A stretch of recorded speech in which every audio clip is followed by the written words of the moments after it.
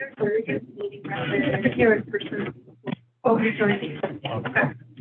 All right, everybody who's on the line, we'll go ahead and get started. We are waiting for city attorney, but we'll start with the beginning of our agenda. So good afternoon. This is the September meeting of the Landmark Preservation Commission. I'll go ahead and call this meeting to order. Bear with us. This is our first day going back to in-person meetings with the commission and staff in person. So hopefully this all goes smoothly, but the tech is a little bit different. So bear with us today. Let's start with introductions of the commissioners. On alphabetical. I know, we don't have to. And I want to talk to you, but I'll talk to the camera. I'm Graham Johnson, Preservation Project Manager, nominated by the Denver Planning Board. I'm Gary Petrie. I'm an architect, and I was nominated by the Denver Planning Board. Hi, I'm George Dennis. I am the proud owner and conservator of a historic home in Denver, and I was nominated by History Colorado. Oh, I'm Jen Capetto, I'm Landmark Preservation staff. Kelly Wemple, I'm an architect nominated by the American Institute of Architects. I'm Ann Lutzberg, I'm an architect nominated by the American Institute of Architects. I'm Larry Sykes. I'm an architect nominated by History Colorado. I'm Erica Warzel. I'm an architectural historian and preservation consultant nominated by the community at large. Great. Great. So we do have one meeting record on our agenda today. So commissioners, were there any questions or comments about the August 15th meeting record? If not, someone like to make a motion? Madam Chair, I'll move to approve the meeting record for August 16th, 2022. Thank you, Grant. I think Erica had it. Thank you, Erica. All right. I'll call for the vote. Oh, and so since we're in person, we can just vote all at once, right? Yes. All right. So anyone in favor, please say aye. Aye. Opposed? Yeah. I have to abstain. Okay, that's the last one. Abstain. So Anne, you abstain. Okay. So you said 6 in favor and 1 abstention, which is Anne. So the motion passes. And the meeting record is approved. All right. So at the beginning of every Landmark Preservation Commission meeting, we like to reserve some time for public comments. This is not for any project that will be under design review today because there will be a separate time for commenting on those projects later. Is there anyone joining us who would like to make public comments on preservation matters in general? Please use *9 if you're joining us by phone, or use the hand raise button in Zoom. Should be at the bottom of your screen if you have a comment.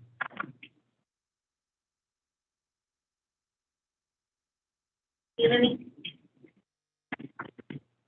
Right. And we're still waiting. Oh, they joined us. Yes, great. Okay. Just want to make sure we're good to keep rolling. All right, if there are no public comments, forward. So next up we have 2 items on our consent agenda today. Commissioners, any concerns with these? Oh, could you send over the audio? Yeah.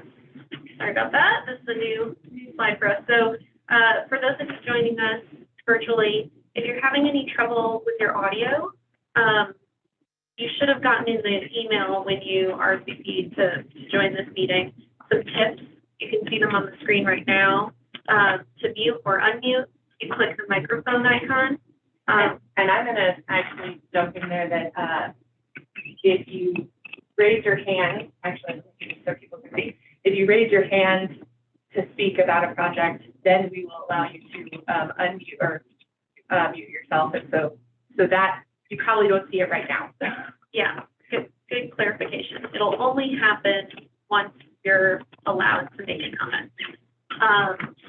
So you can expand the menu next to the microphone to review some additional options about your speaker. So you can go ahead and test that information if you're having trouble. Or you can switch to your phone for audio if your computer is having issues. And if you downloaded Zoom on your desktop, you can click on the audio settings that will bring you to an additional menu. So there are a few call, and let us know if you're having any issues. Right. So, we have 2 items on our consent agenda today. Commissioners, were there any questions for staff or any items that needed to be pulled off? All right, who wants to make the motion?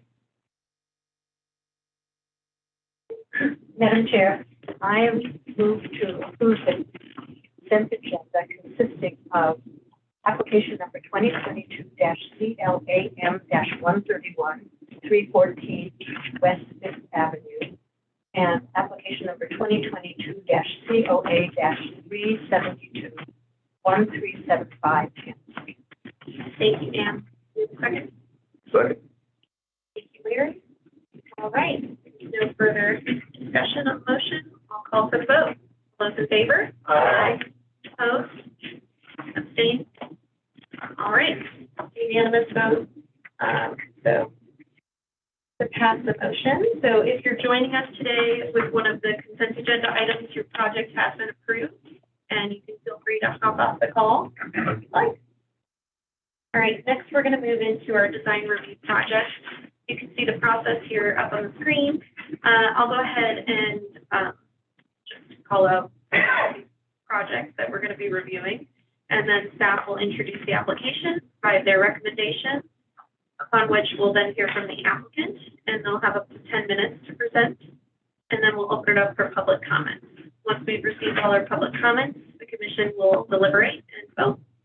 So first on the agenda today, we have 2022-COA-371 at 770 North High. Good afternoon, Chairman, Commissioners, Karen Bryant, Landmark Preservation staff. And the project before you, subject property is located at 770 North High Street, which is within the East 7th Avenue Historic District. And the district has a period of significance up to and including 1943. The home itself was built in 1926, so it is within the period of significance. The home is a prominent home in the neighborhood located on the corner of High Street and 8th Avenue and across from both Cheeseman Park and Cheeseman Park Esplanade. And the map on the left shows that, the blue square shows the property, but you can see the historic district and both of the parks. So it is a pretty prominent building within the neighborhood. The application itself is for partial re-roof due to damaged tiles. And the area is not a complete re-roof. They're only looking at doing a partial re-roof. And it's the area, the picture on the right, within the red box is the area that they're looking at replacing. And so the applicant is proposing to replace the original historic roof tiles with copper seam panels. And the copper seam panels will be chemically treated to create a gray green patina that will match the existing roof. And so there you see the existing roof tiles up close, as well as a shot of what the copper panels with the patina on them will look. So the guidelines related to re-roofing are 2.24 A through F and 2.25 A through B. And the proposed partial re-roof does not meet the guidelines, specifically 2.24 C and 2.25 B, C, and D. And this is basically because the tile roof on this home is a significant historical feature. And the proposed copper seam roof is obviously not the original material to the home, nor is it very similar to the original home in either material or appearance. And because of these reasons, the staff is recommending denial of the partial re-roof application. Commission have any questions for me before I? Questions for staff? No? All right. Is the applicant present? Oh, okay.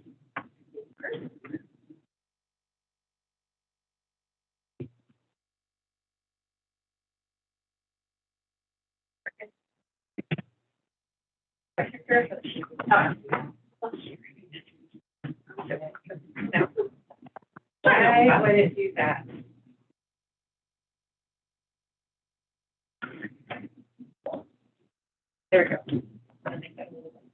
There we go. All right, if you could please start with your name and address for the record, you have up to 10 minutes. My name's Corey Largent, and West. Your name and address? Address is 4251 South Township, Jordan, Colorado. Yes, correct. Okay. All right, so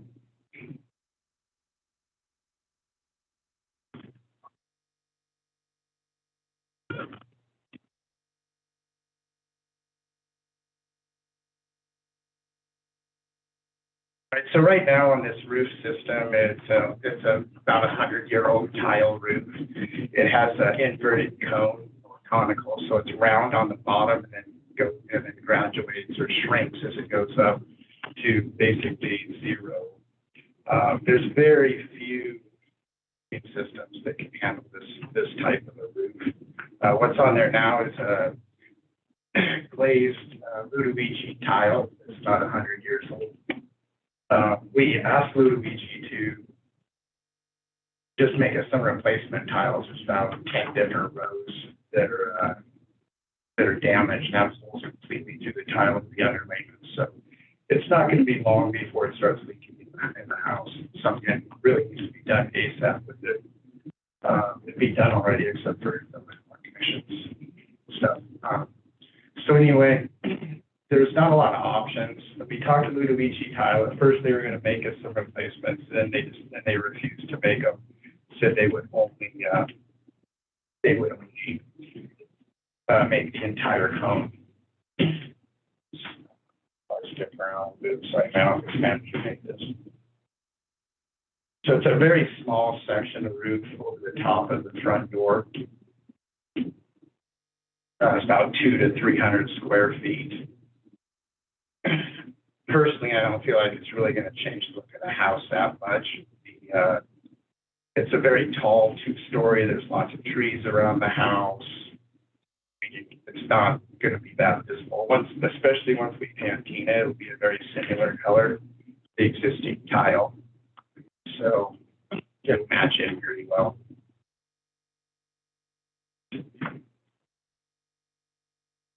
Part of the roof, we could get new Ludovici tile made to match. We talked to Ludovici. They first have to send out one of their experts from their factory in Ohio. It costs $15,000 to make a computer-generated mock-up of the roof. Then they custom made the tile in Ohio, and then they ship this to us. So with all the costs added up, it'd be somewhere around $85,000 to re-roof 200 to 300 square feet. That's one of the major problems with trying to put the tile back on. And there's really nothing else that, I mean, at least to my knowledge, of for 30 years, that would re-roof that section and match it with the existing house.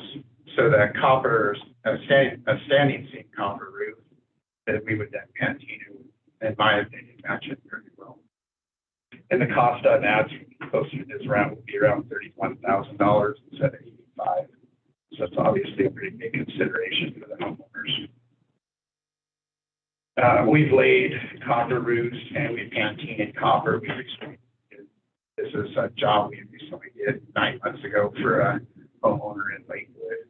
We've pre-patinaed all the copper. You can see it's a very similar color to what the existing tile is. So it's not too hard to do that. These are kind of examples of what it would look like. Of course, it's very hard to find these pictures of similar things. So apologize, we don't have one with the tile, but the green of the patinaed copper is very close to the green of the Ludovici tile. And we're not trying to go against you guys or make a problem. We're just trying to come up with the best solution possible for the homeowners and for the historical societies in maintaining the house. It is a really beautiful house. We are trying to maintain that. Yeah, like I said before, there's just not a lot of options available. It's either have the custom Ludovici tile made or do the standing seam copper. So pretty much what we got. Yeah, Thanks.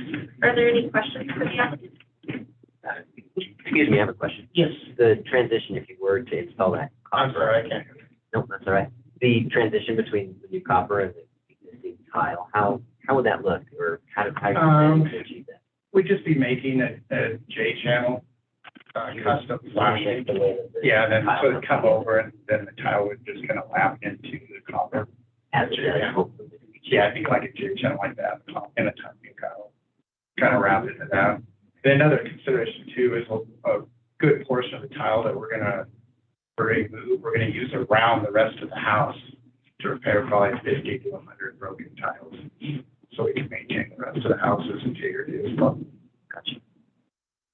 I have a question. How many tile in this area are actually broken and need to be replaced? I would say 30 to 50. There's a lot. It's, I can't really walk on it to really, if you want to see some decent pictures. Well, okay. We've got them here. These are way better. I think we've got them right now. No. No problem. Yeah, there's a lot. And actually, in the existing tile that's on there, it's been repaired multiple times. It's pretty ugly. The upper part looks like it's a different tile. It was Yeah. a previous repair. I'm sorry. Was that a previous repair? I mean, Honestly, I don't know. Pete and Carolyn have only known him for 5 to 8 years, something like that. They haven't done anything to the roof. The pictures you showed of the patina, how long does that take to develop? When I showed you, it was pretty much immediate. We used some Miracle Grow and a couple other things, and the patina's within a few days. They pre-treat it before. We just pre-treat, in this case, we'll treat it after we lay it, but it's just a matter of spraying it on there and giving it a few days. So it's really quick. Any other questions? Thank you. Okay, any? Good. Right, all right, let's move into deliberation. What was everyone's thoughts? The guidelines. I was hesitating to ask this as a question, so I thought it might be better conversation, and deliberation. If the broken tiles were to be replaced with copper that's formed to look like the tile, and the remaining tiles that are in good condition are retained, is that the kind of solution that might find acceptable? Could I ask you to just speak up because our applicant is over here and somewhat far away, Okay. so I just want him to be able to hear. So I was going to ask this as a question, but I decided that maybe it might be better to be brought up in discussion. That if the damaged tile and the broken tile were replicated with patinaed copper in the shape of the tile, would that be an acceptable solution? So that only the damaged tile are replaced, that any tile that are in good condition would be retained. I mean, sorry, we're in deliberation. We're in deliberation, please. I think that's a big what if, like, do people even form copper that way? Can it withstand, in that form? Like, what would the installation be like? I'm just thinking of, there's a preservation degree, tile, and for minor repairs, alternative materials, assuming that the appearance isn't drastically jeopardized, seem to be advocated as opposed to, if it's an unusual tile, to get 2 or 3, a limited amount is sometimes cost prohibitive. So repair with an alternative material that maintains the general character and appearance is advocated. I was just wondering how the commission feels about that as a possible solution. I think denial is the appropriate response here, but in conversation, I'm wondering if we might talk about some things that might be acceptable in lieu of basically total replacement of this area, which seems to be the only viable solution. Maybe not even viable in terms of cost, but it is a solution that is possible. Well, maybe before we start talking about alternatives, does everyone agree that, that denial is appropriate based on the guidelines? I mean, I agree with you, Gary, that I think what's proposed doesn't closely match the tile based on its form, the shape and projection of the roof and everything. Just as the staff brief outlined. Does everyone else feel that way before we talk about? Yes. Yeah, but it sounds like we do here. So we would need to see what that would look like, and then also the guidelines states like for like, so it would probably still need to be a tile versus the copper.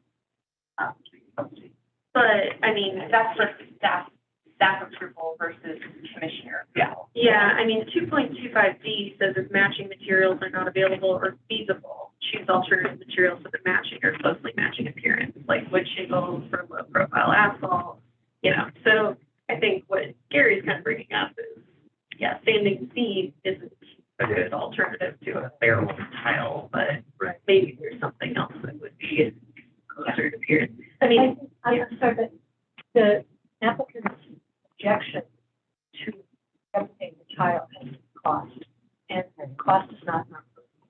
So before we start saying, you know, something else, because cost consideration, that's actually not something, Right. that's not something within our purview. The applicant can come back with other alternatives that are, you know, maybe better in cost, if the staff could say, yes, it's worth the that's not. No, and I think to that point, the comments that were made about repairing other parts of the roof, you know, it's a preservation practice, that's positive and that's good, but hopefully part of the justification for the cost of original style material as well. Now, or down the road. So, I'm glad you mentioned that. I was going to mention it. It's not fun to mention that, but it's a good clarification. Yeah. Yeah, I guess I just wanted to kind of expand upon this idea of like what is like for like, and that I think there's some flexibility in how we think about that. It's not so much exact material type, so much as perhaps texture, shape, et cetera. So I think there's some leeway there that it's worth pointing out that the applicant could explore if they want to come up with a different proposal to us.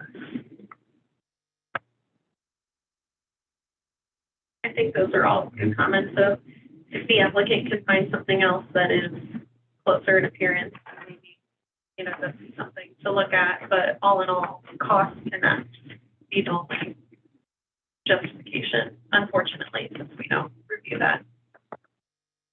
Okay, great. Sounds like we're all on the same page. Would someone like to make the motion?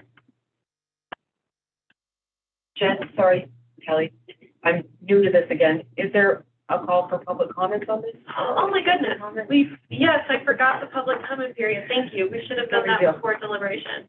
I apologize, anyone who's on the line. This is just an oversight since we moved to a new location. I think I just forgot to call for public comment. Or didn't we? That was earlier, the public comment period. Yeah. Okay. So, sorry you got a preview of the deliberation, but if you want to make a public comment, please use the hand raise button at this time if you're joining us via Zoom, or dial *9 if you're joining us by phone. We go to slide 2. Here you go. Nope, I got that. Thank you, Heidi. Major lamp. Any public comments? It's no pop up to the top. Okay. Okay. Well, again, sorry to anyone who's joining us on the line, but I guess no one has any public comments, so we'll move forward. All right. Thank you, Heidi, for bringing that up. Who would like to make the motion? Madam Chair, I will try and speak loud enough to make the motion. I move to deny application 2022-COA-371 for the partial review at 770 North High Street as per design guidelines 2.24 A through F, 2.25 A through E. Character defining features for the East 7th Avenue Historic District. The structure, presented testimony, submitted documentation, and information provided. Thank you, Graham. Second. Thanks, Gary. I'd like to make an amendment. Sure. I would propose that we, specify more clearly the design guidelines 2.24 C and 2.25 B, C, and D as the, design guidelines that we feel are not being met. Awesome. I agree. All right. There's no further discussion on the motion. I'll call for the vote. All those in favor? Aye. Opposed? Abstained? All right. The motion passes unanimously and the project is denied. You can please work with that. Issues. All right. The next project up for design review today is 2022-COA-364, and that's at 2301 through 2325 Lake Street. Crystal, go ahead. Yeah. There you go.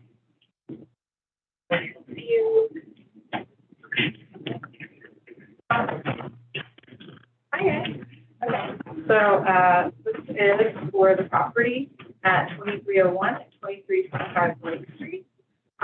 This is a property located within the ballpark neighborhood historic district.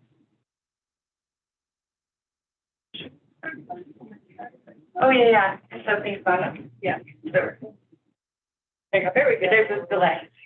Okay. So here you can see the existing conditions of the site, as well as the proposed demolition at 2301 Lake Street on a non-contributing portion of the building, and the new proposed infill site for 2325 Lake Street.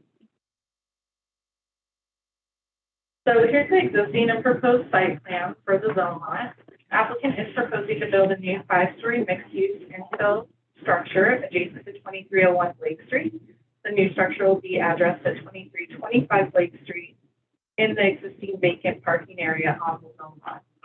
The new infill structure will front onto the Lake Street and will add a new arcade adjacent to 2301 Lake, where the non-contributing portion of the building is proposed to be demolished. The new infill structure will have new apartment units and mixed uses at the ground level. 2301 Lake Street is the contributing structure to the ballpark historic district. However, the proposed demolition of the later 1950 addition closest to the parking lot area in the zone lot is shown as not contributing on a district map. Therefore, staff is supportive of the partial demolition of the non-contributing portion of the structure, as shown on the left. And on the right here, you can see the new proposed arcade area where the non-contributing addition currently is sited, as well as the proposed footprint for the new structure at 2325 Lake Street. So here you can see the existing front facade at 2301 Lake Street with that later 1950 addition was proposed for demolition on the right. On the bottom is the proposed elevation of the part of the structure that is to be demolished. The applicant has stated that they plan to restore the newly exposed portion of the wall to the original as closely as possible, and have stated much of the interior wall remains, though no photos have been provided that show that current configuration. However, they have stated more detail would be provided in the phase 2 design details below. The removal of the non-contributing portion is proposed to make way for the new arcade at 2325 Lake Street. The new arcade will provide access to the rear alley and a new development at 1561 Park Avenue West, which is also being developed and is outside the historic district. No other demolition for 2301 Lake is proposed. So here you can see the ground plan comparison for 2325 Lake Street. The new infill structure will align closely with the two contributing structures on the street. The new building form will be simple, and the mapping is characteristic of the district. The new infill structure will be located between the primary structure at 30 feet tall and next to 2363 Lake Street, which is listed as 33 feet 6 inches tall. The new structure is proposed to stand at either 58 or 59 feet approximately. The applicant has excluded heights of historic buildings in the surrounding context, such as 2261 Lake Street, which stands at 74 feet 3 inches tall, and 2362 Lake, which stands at 42 feet tall. Although the buildings are not located on the same block as the proposed structure, they are found within the adjacent context, and the proposed new infrastructure would be between these heights and appears contextual to the district. So here you can see a street section at the arcade on the left side of the screen, as well as the proposed first floor plan for the new structure on the right. The new arcade area is intended to help connect the new structure in mixed uses with another development at the rear of the site outside district boundaries. The new structure will help to create a uniform street wall and reflects established setback patterns. The new and more substantial arched arcade and street level retail storefronts facing on the Lake Street also help the new structure fit in with other commercial structures and storefronts in the historic district. So here we have our compatibility demonstration. The new infill structure will include typical features and rhythms found on historic structures within the district, like a base, middle, and top for the new infill structure. The structure also utilizes horizontal and vertical elements, such as the recessed brick headers, vertical pilasters, window patterning to relate to other commercial structures in the district. So here's some streetscape drawings for the new structure showing how it relates to the existing block, as well as the rhythms it's pulling from the surrounding context. The new infill structure does appear to fall within the range of typical widths of buildings found in the surrounding context. On the bottom here, outlined in orange, you can see the previous design, and at the top is the new proposal. As you can see, the new proposal breaks up the Lake Street facade into more distinct modules that better fit the context of the district as well as the primary structure. So here you can see the previously denied submittal on the left and the changes that were made to the design to better fit the historic district. The new arched opening at the arcade with a strong masonry corner better relates to the historic primary structure on the zone line. And the parking entrance has been moved off of Lake Street and to the alley following district patterns.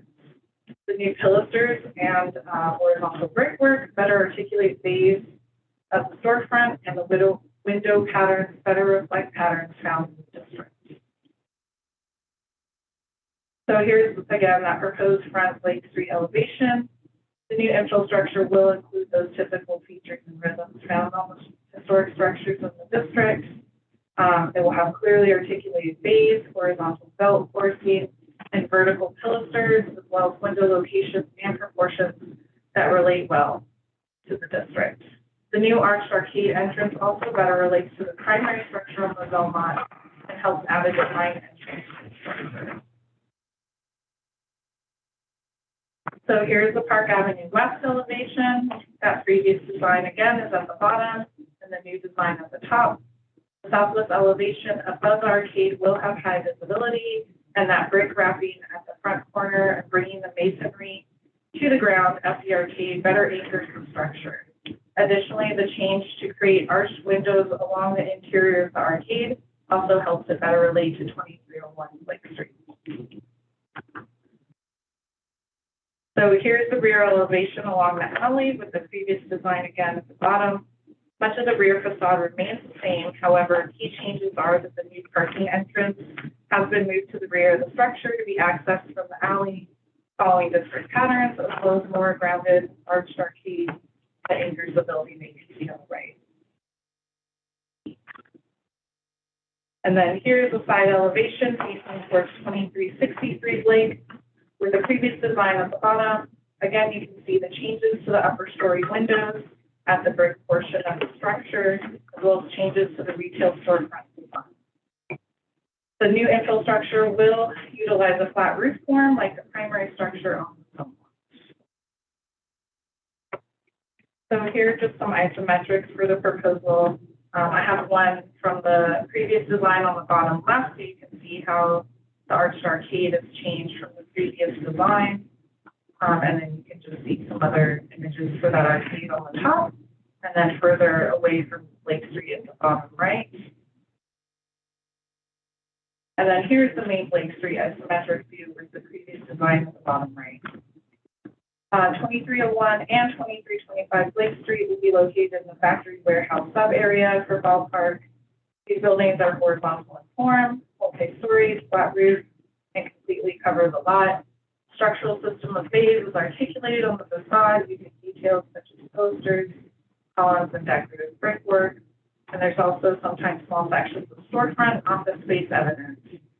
So staff believes that this revised design fits the context of the district, and therefore staff is recommending approval. Thanks, Crystal. Any questions for staff? Great. Hold on, I've gotten my computer fixed. Been doing my own tech support here, and I can run the PowerPoint from here now. No, but I have a timer. Oh, okay. So let me do this. You guys don't need to see my video, but you do need to. Sorry. Send it after you.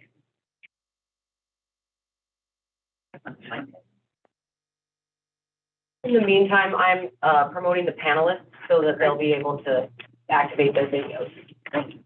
Or, sorry, the panelists, the applicants. I'm promoting the applicants to panelists. We knew what you meant. So, and this actually needs to be here, and this needs to be here, and we cross that out. Okay. All right. Set up the side. Should be still in the PowerPoint. Okay. And have the applicants been promoted? They're going. It's in the process. Yes. There are a lot of them. Rick is the main presenting, so. We have a lot of members of the public participating today.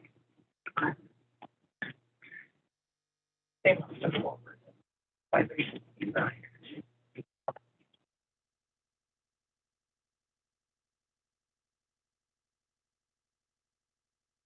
Do we need? Here we go. I'm gonna work on the one that just raised her hand. Okay. Yeah. Hey, Crystal, can you hear me? And now, we can hear you now. Great. Okay, thank you. Okay. Well, Rick was Sure. actually going to be doing the presentation. I'm right here. Thank you. Oh, there you go, Rick. Okay. I'll pass it off to you. Thank Please you. start with your name. You have up Yes. to 10 minutes. Thank you. My name is Rick Peterson, principal with Oz Architecture. We're at 3003 Larimer in Denver. I will not be taking all 10 minutes. Given the tenor of the staff report, I want to just amplify a couple items. First is this has really been a sentiment through the office and our team, as we just so appreciate the robust, constructive feedback that we've received from both staff and the commissioners in the last meeting. It's a really great example that more eyes, the better, and really the positive power of design review. So we appreciate this. We've been working, as you can see, pretty diligently to respond to many of the comments, and they tend to be both holistically, but also specific comments on some of the key elements like the portal and the arcade, and then the composition of the facade itself in terms of both the regulating lines, the flow of gravity from top to bottom, but then also the nature and scale of the fenestration, the windows, and then also broadly across the facade, ways of modulating the facade and breaking it up into different pieces. And what we feel is the result today so far really is a richer response, and really richer doesn't mean more complicated. So at the same time as being more rich, it's also more coherent and I would say resolved. You can see with the elements like the simple portal the one arch that really aligns with the arcade. That's an example where we are feeling that we've got a better building thanks to you. And we also feel, I'll just end with this, unless you disagree, we feel that we're set up quite well for then the next stage 2, where we would really be detailing the intersection of these elements, and would be excited to do that in a contemporary, crisp way at the detail level, and look forward to that next stage. So with that, here to answer any questions. Again, thank you for your input. Thank you so much for your time. Are there any questions for the applicant? All right, it's all clear. Thank you. Is there anyone on the line, not going to forget this time, anyone on the line who would like to make a public comment on this project? Please use the hand raise button right now, or if you're joining us by phone, dial *9.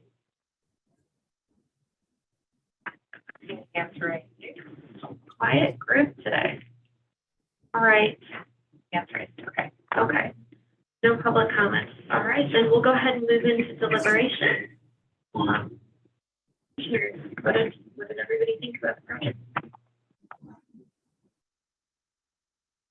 I think it's a fantastic improvement, urbanistically, both in terms of the urbanism and the form. I think it applies much better with the guidelines that we talked about last time. So yeah, I don't have any qualms about it. I didn't have the benefit of being part of the first conversation, but the before and afters, like textbook, 1922 and 1962 or something like that. I think the period of significance, and I appreciate the changes without having known they were being, but staff's report and the guidelines, I agree with Larry. Yeah, I wasn't in the last meeting where it was reviewed, so I think the feedback must have been right on, because the improvements are huge. And I really commend the applicant, and I think he put it very well, that it just seems richer but not complicated, and of its time, but fits in the context. I think it looks Much more inviting. Yeah, it just gives you more of a warm feel than the thing that like to go. And it's right now, much better. And I gather this was maybe discussed in the last meeting, but since I wasn't here, I don't have that benefit. I assume we'll agree with staff that that non-contributing addition, don't have any concerns with that being demolished. And this looks like it was fitting within the period of significance. Great. All right. Well, sounds like we're all in agreement. Well done, applicant team. Who would like to make the motion? I would like to. Awesome. Thanks, Ann. Madam Chair, I move to approve application 2022-COA-364 for the demolition of the non-contributing addition at 2301 Lake Street and the new infill structure at 2325 Lake Street. Design guidelines 4.1, 4.2, 4.3, 4.4, 4.8, 4.18, 4.20, 4.21, 4.23, 4.24, 5.15, presented testimony, submitted documentation, and information provided in the staff report. I'll second. All right, thank you, Ann, for the motion, and Graham for seconding. No further discussion. Call for the vote. All those in favor? Aye. Opposed? Abstained? Great, we have a unanimous vote. The motion passes. So we will see you back for design detail. Okay, the next project up for design review today is 2022-COA-365 at 2105 through 2115 Glenarm Place. Right, so this is 2115, well, it's actually 2105 through 2115 Glenarm Place.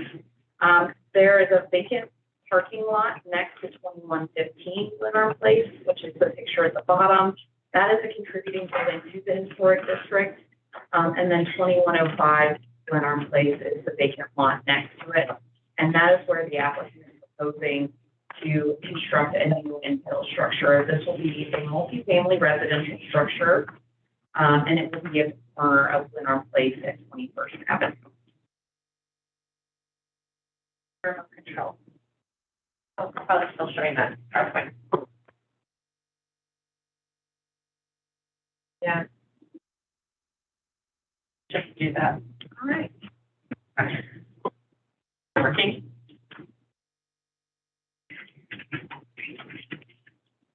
There you go. It just takes a second. It's a little bit of a lag. Apologies. So pictured here is the proposed site plan, the first floor plan. The infill structure will be 95 feet, 1 inch in width, and 67 feet, 10 inches in depth, and will front primarily onto Glenarm Place. However, they also engage 21st Street as well. Here are the proposed second and third floor plans. I'll just go through those quickly. And here we have the south elevation, which faces onto 21st Street. The structure is designed in an Italianate form and features a raised foundation and flat roof. The applicant has selected the Italianate form to fit into the surrounding single family as well as multifamily context. There are 2 historic buildings in this district that are multifamily and are contributing. Pictured here is the west elevation, which faces onto the alley. Here is the east elevation, which faces onto Glenarm Place. And then pictured here is the north elevation, which faces onto the interior lot side of this property. So the Clements Historic District is composed primarily of single-family residential structures, but there are 2 contributing multifamily structures, as I mentioned previously. Those are 2211 Glenarm Place and 411 West 21st Street. The applicant is drawing their overall building form, heights, and setbacks from those 2 properties in particular. The overall height of the building, proposed building, will be 31 feet 7 inches, fitting into the range of heights of multifamily structures of the surrounding context. And then the proposed structure will face predominantly onto 21st Street, matching the site configuration for 411 West 21st Street. The applicant has proposed a design that activates that Glenarm Place side of the building, helping to engage both street fronts. The building will be set back 5 feet from Glenarm Place and 5 feet from 21st Street, fitting into the typical setback ranges in this district. Staff would like to note that the new building will be proud of 2115 Glenarm Place, which is the contributing structure. And that existing structure is set back 22.5 inches from the property line. The applicant has ensured that their proposal fits with the range of setbacks established in the district, paying particular close attention to 411 21st Street and 2121 Tremont Place.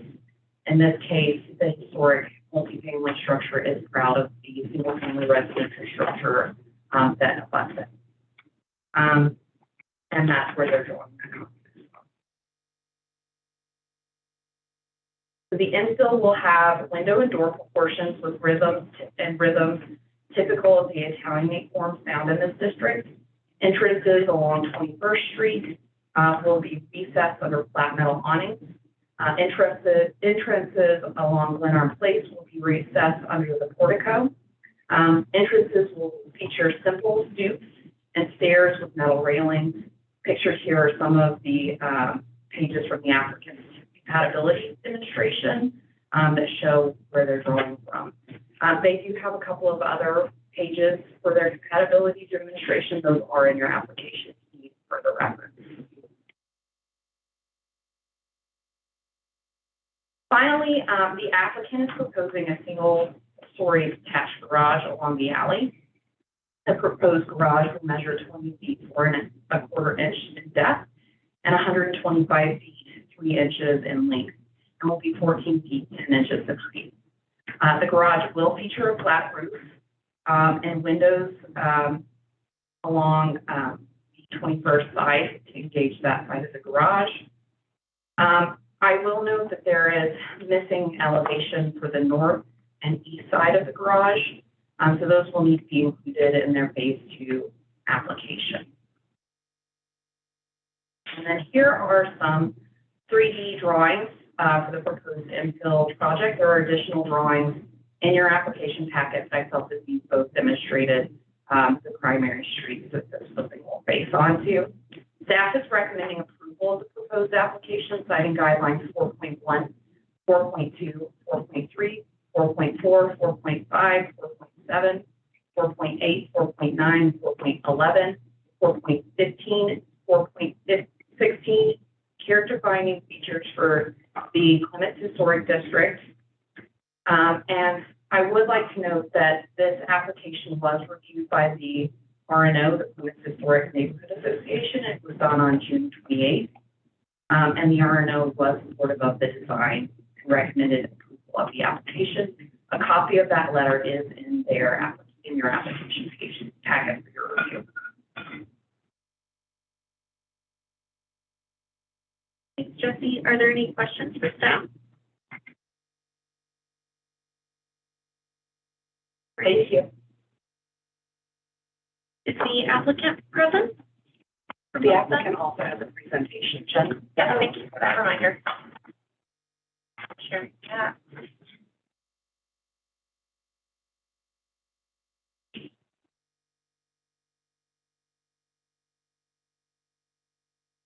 Oh, wait, I need to actually share.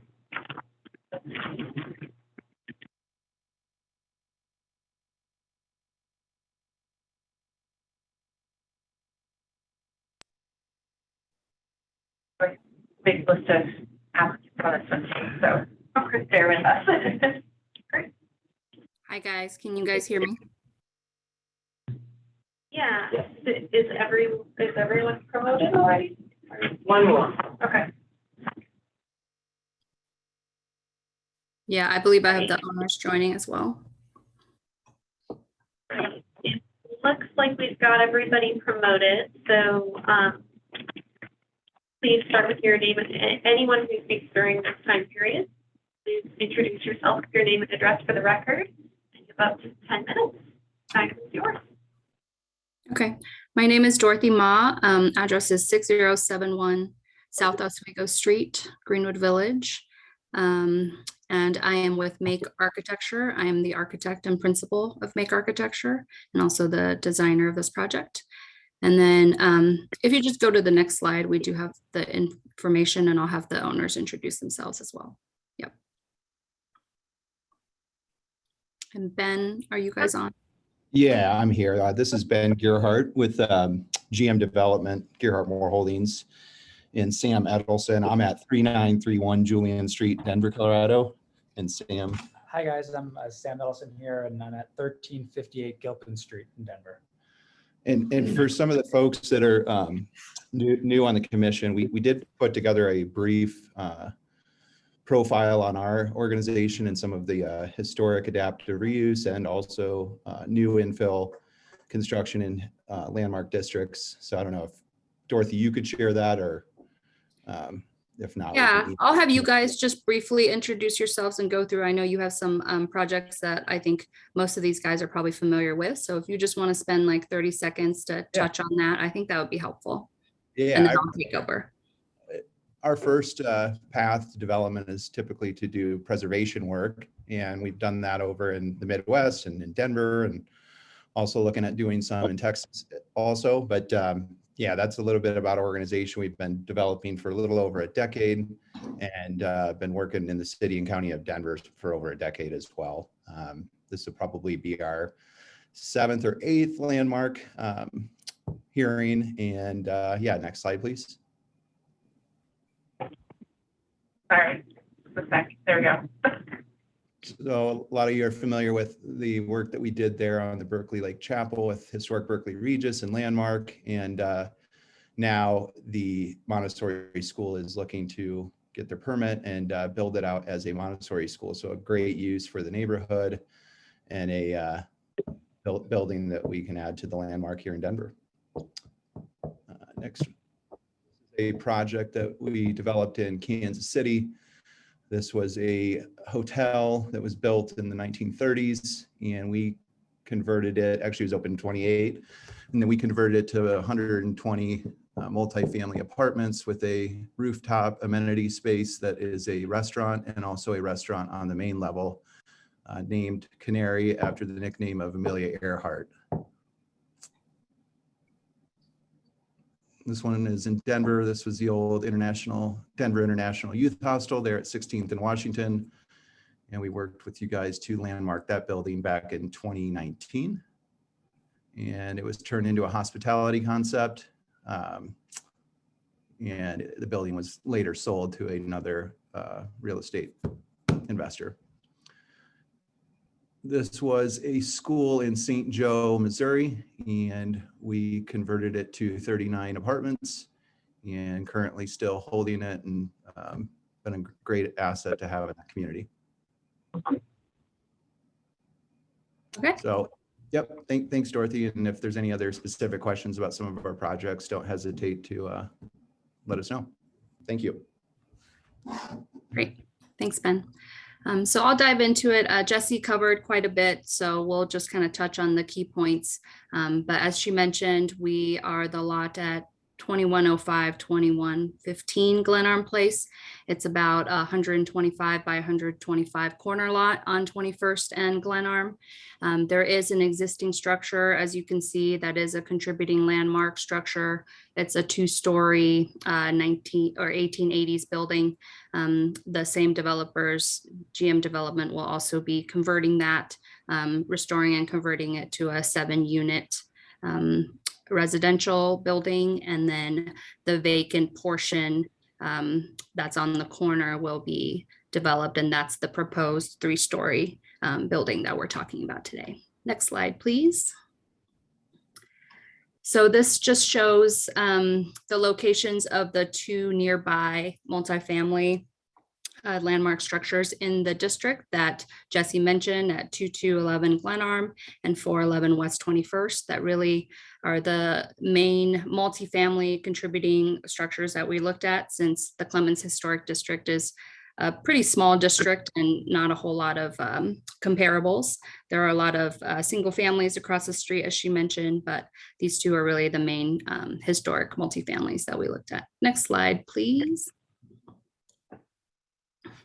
This is just a streetscape, so you can kind of see the different styles and structures. As you can see on our side of the lot, really we're surrounded by vacant lots to the east and the west. And then across the street on Glenarm are all single families. Next slide, please. Here's the site plan. Details that a little better. Oh, sorry, was there a question? No, I thought I went too far. Okay, no, you're good.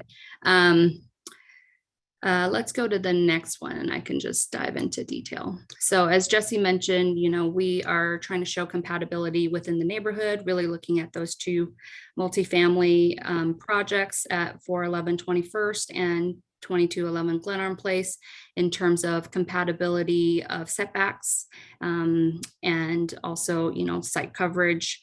So really this shows that we have a 5-foot front setback that is compatible with some of those multifamily projects in the district.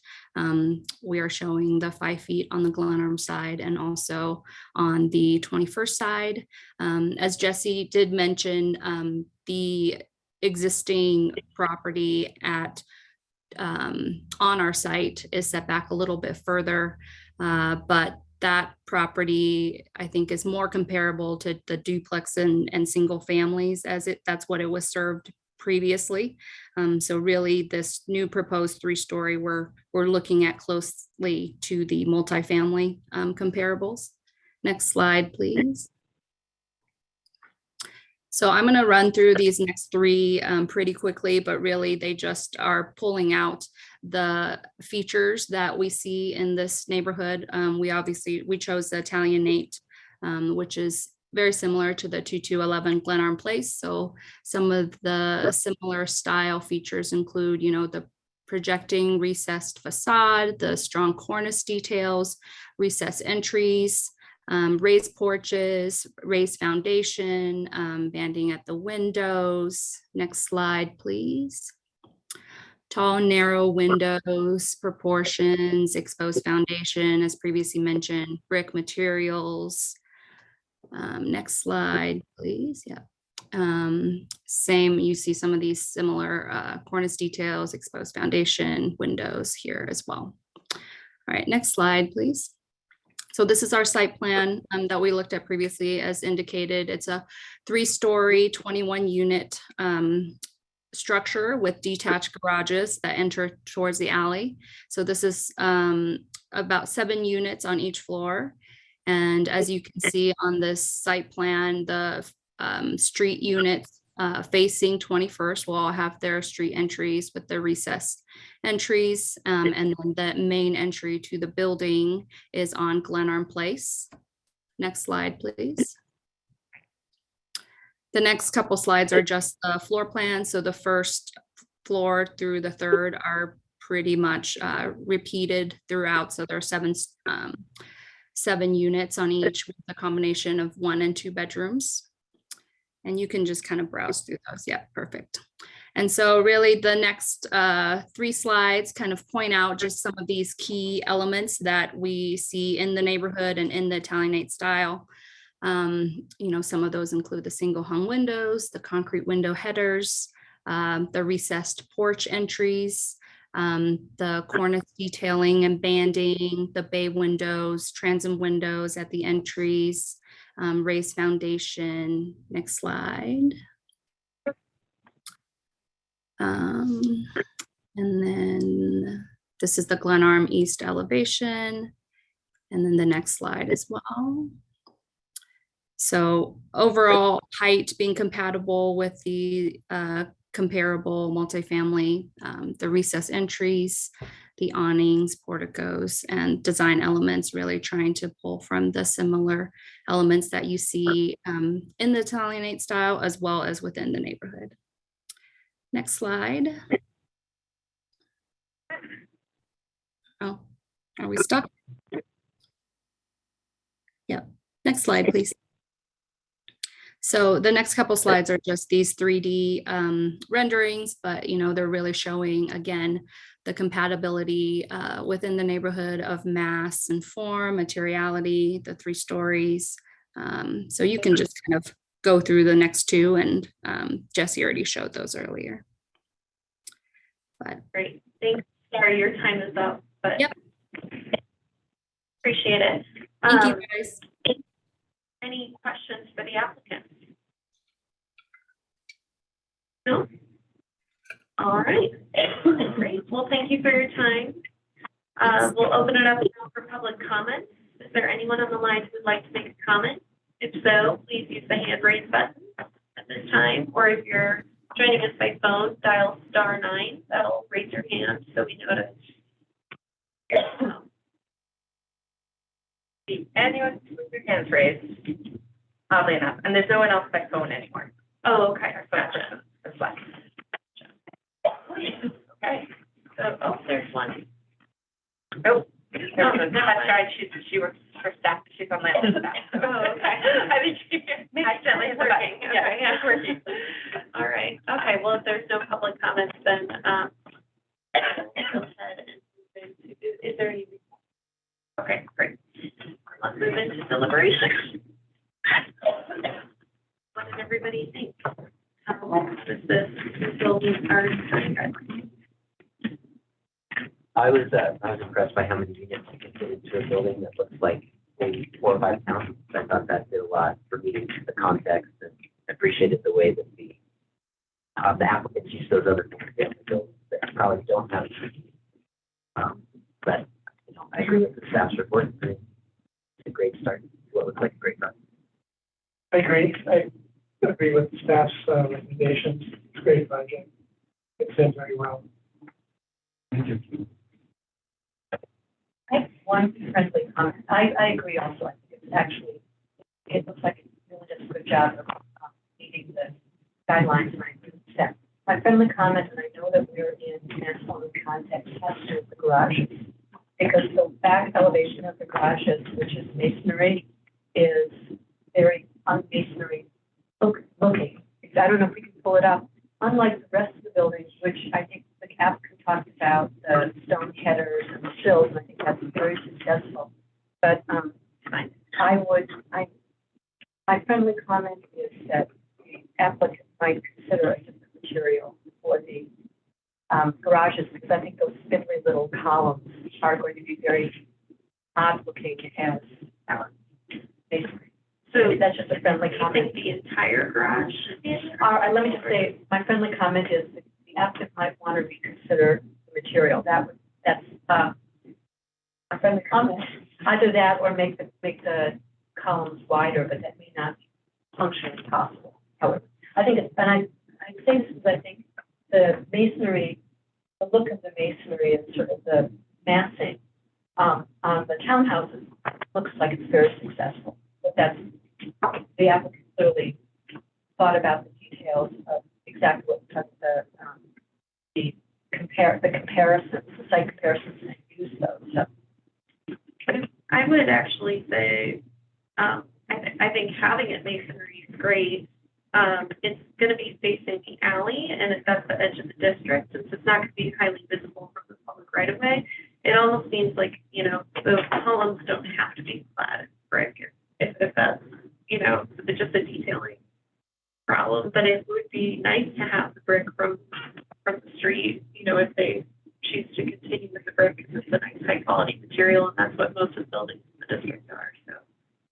I was going to compliment Ann's comment that by doing something with the columns with a different material to kind of express the structural character, it could maintain the masonry exterior, but just do something with how those openings are framed by expressing the column and perhaps even the lintel configuration. And I've got another comment. One of the drawings has the streets misnamed, and I think they should repair that. It's, I don't know the number. It's one that says nearby multifamily developments. Glenarm is actually named Tremont in that image, and they could correct that. But I think those are good comments that we can, I mean, obviously it's phase one, so we can review all that in phase two, but it's good to make the comment now so they know what we're thinking about. The only other comment I had is just, you know, to be careful with design details that you're not being too replicative of, you know, I think this looks very, very similar to 2211 Glenarm with the form. And I'm not saying that's a bad thing. I mean, I'm glad that they took context from the historic district and took the form from 2211 Glenarm and the height from, you know, 411 21st. And it's not like it's identical, but I just would say, you know, be cautionary with the detailing to not be too replicative. That's one of our guidelines. And then I just had one really minor kind of friendly comment that also is probably more related to the design detail phase, but the entrance on Glenarm, I think the scale of kind of posters is great. The door being kind of like the same scale as the kind of more minor entrances is, I don't know, to me it feels slightly under scale, but yeah, I don't know if other commissioners agree. I would agree with that. I think given that it's sitting forward of its contributing neighbor, I feel like something that's a little more entrance, like front entrance looking, I think would be more appropriate. But I think that can wait until design details, but yeah. Any other comments? All right. I would like to make the motion. Madam Chair, I'll move to approve application number 2022-COA-365 for the new infill building at 2105 and 2115 Glenarm Place per design guidelines 4.1, 4.2, 4.3, 4.4, 4.5, 4.7, and 4.9, 4.11, 4.15, and 4.16. Character defining features for Siskiyou Park, I think we're Clemens. That's correct. So I will change to Clemens. Historic District presented testimony, submitted documentation, and information provided in the staff report. Graham? Sorry.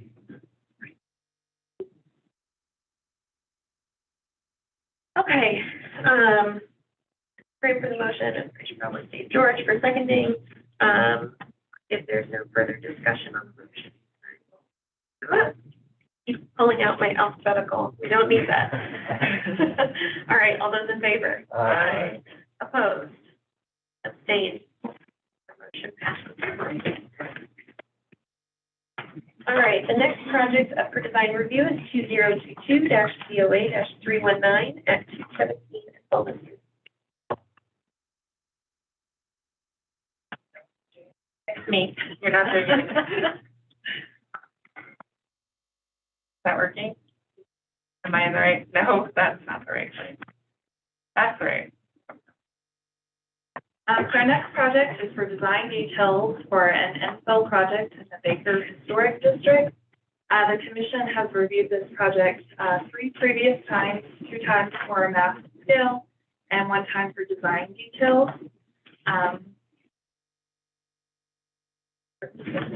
Thank you, Brittany. So this project, when it was reviewed by the commission at the August 2nd meeting, the commission had some concerns about egress windows in the second floor primary bedroom, on the front facade, egress windows on the rear elevation.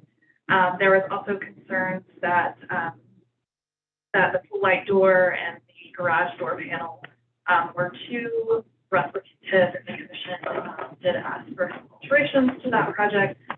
So it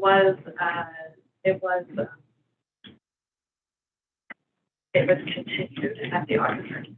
So just a quick refresher, this is at the corner of West 2nd and Acoma Street. It will front onto West 2nd Avenue, which is typical of this block. It is for a 5-story duplex project or multi-family project that you can see here with attached garages.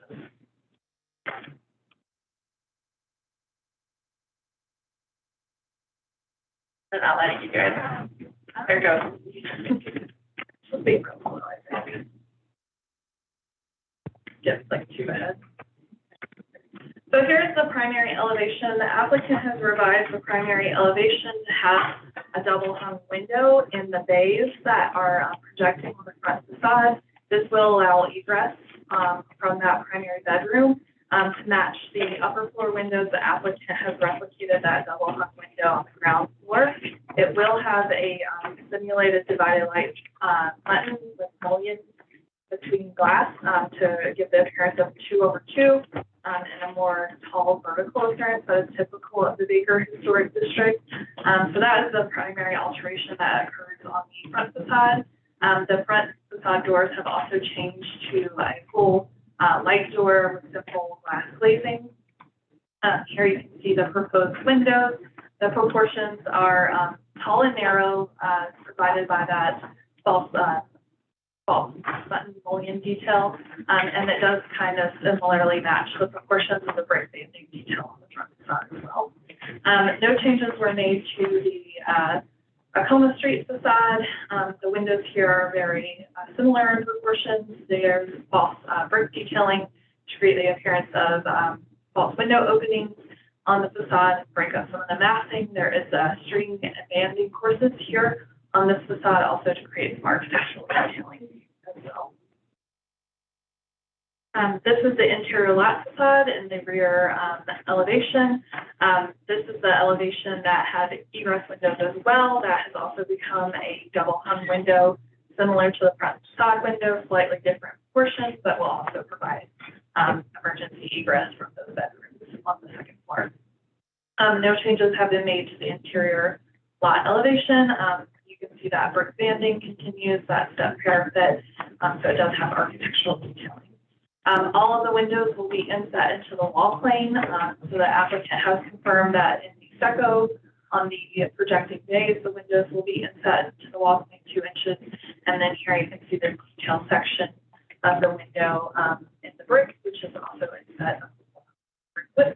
And then the property will have a inset rear elevation, but that will mostly be screened by this one privacy fence that you'll see along the Oklahoma Street facade and the interior lot facade between it and the adjacent property.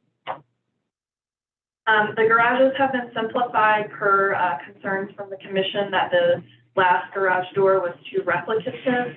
So now it is just a simple rolled up door with paneling. So that has been simplified too to create less diffusion of a more replicative style. But in terms of other design details, the garage hasn't changed.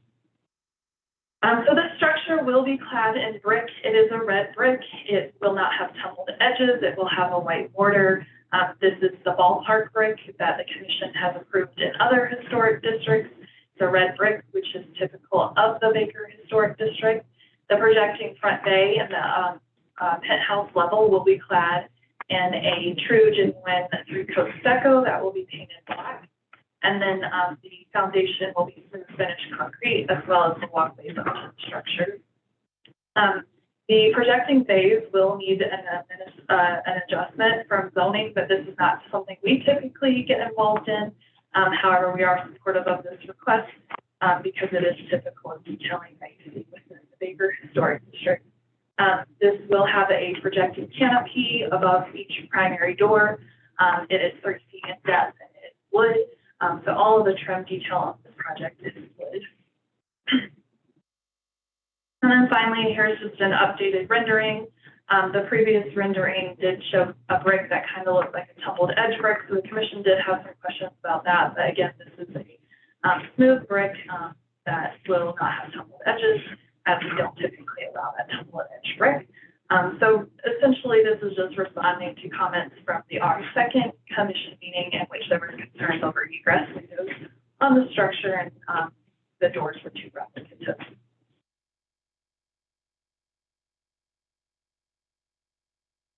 Great, thanks, Brittany. Are there any questions?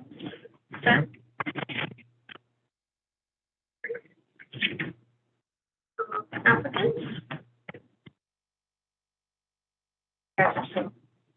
So have so many few questions that I need you to move people over and Can you help me out over here?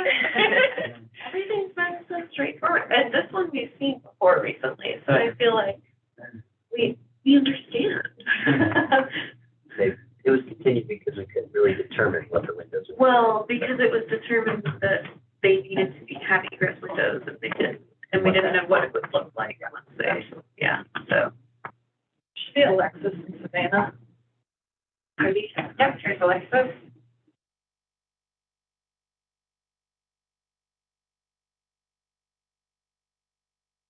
All right. So when you're ready, go ahead and unmute yourself. Please start with your name and address for the record. You have up to 10 minutes. Okay, my name is Alexis Trick at 1335 South Inca Street, Denver, Colorado. So wanted to start off by saying that we appreciate a lot of the comments that we got last time around and the concerns for egress. So by changing the windows to the double hung on the front, we actually feel like it made a prominent difference in a positive way. We actually appreciate them a lot more as they are versus what they were.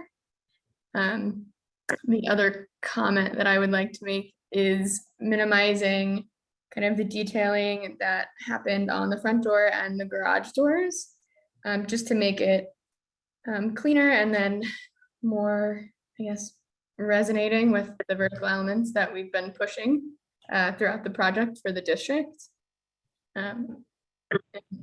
That's about it. We appreciate the comments last time around. Also appreciate you getting us in this meeting as a continuance.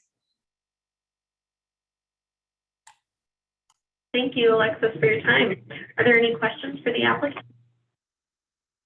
We need a follow-up from questions from our last meeting. Pretty clear. Great. All right. Is there anyone from the public on the line who would like to make a comment on this project? Please use the hand raise button at this time. Over the wrong thing. I've got a hand that's raised here. We've got Stuart. Clicking the wrong thing. Stuart, you are welcome to unmute yourself. So just give me a moment to get the timer all set. And Stuart, I think you know the drill, but please start with your name and address. Up to 2 minutes. When you finish timer, there we go. Oh. Why is that not Sure. weird? Are you sharing your window instead of the screen? No, I'm sharing the screen. It's so weird. Oh, let's try again. I promise I won't talk that long. Here we go. You're good. I'm having a day, Stuart. Bear with me. Thank you. Stuart Hayden, 2525 Grape Street, 80207.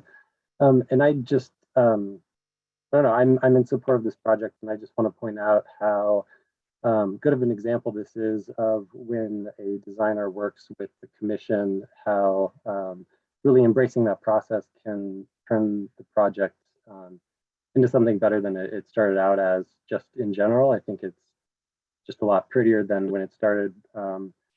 Related to historic preservation or not, I think it's just a prettier building. And so, yeah, I commend the designer for embracing the process and working with the staff and the commission. Thank you, Stuart. Anyone else have a public comment? Nope.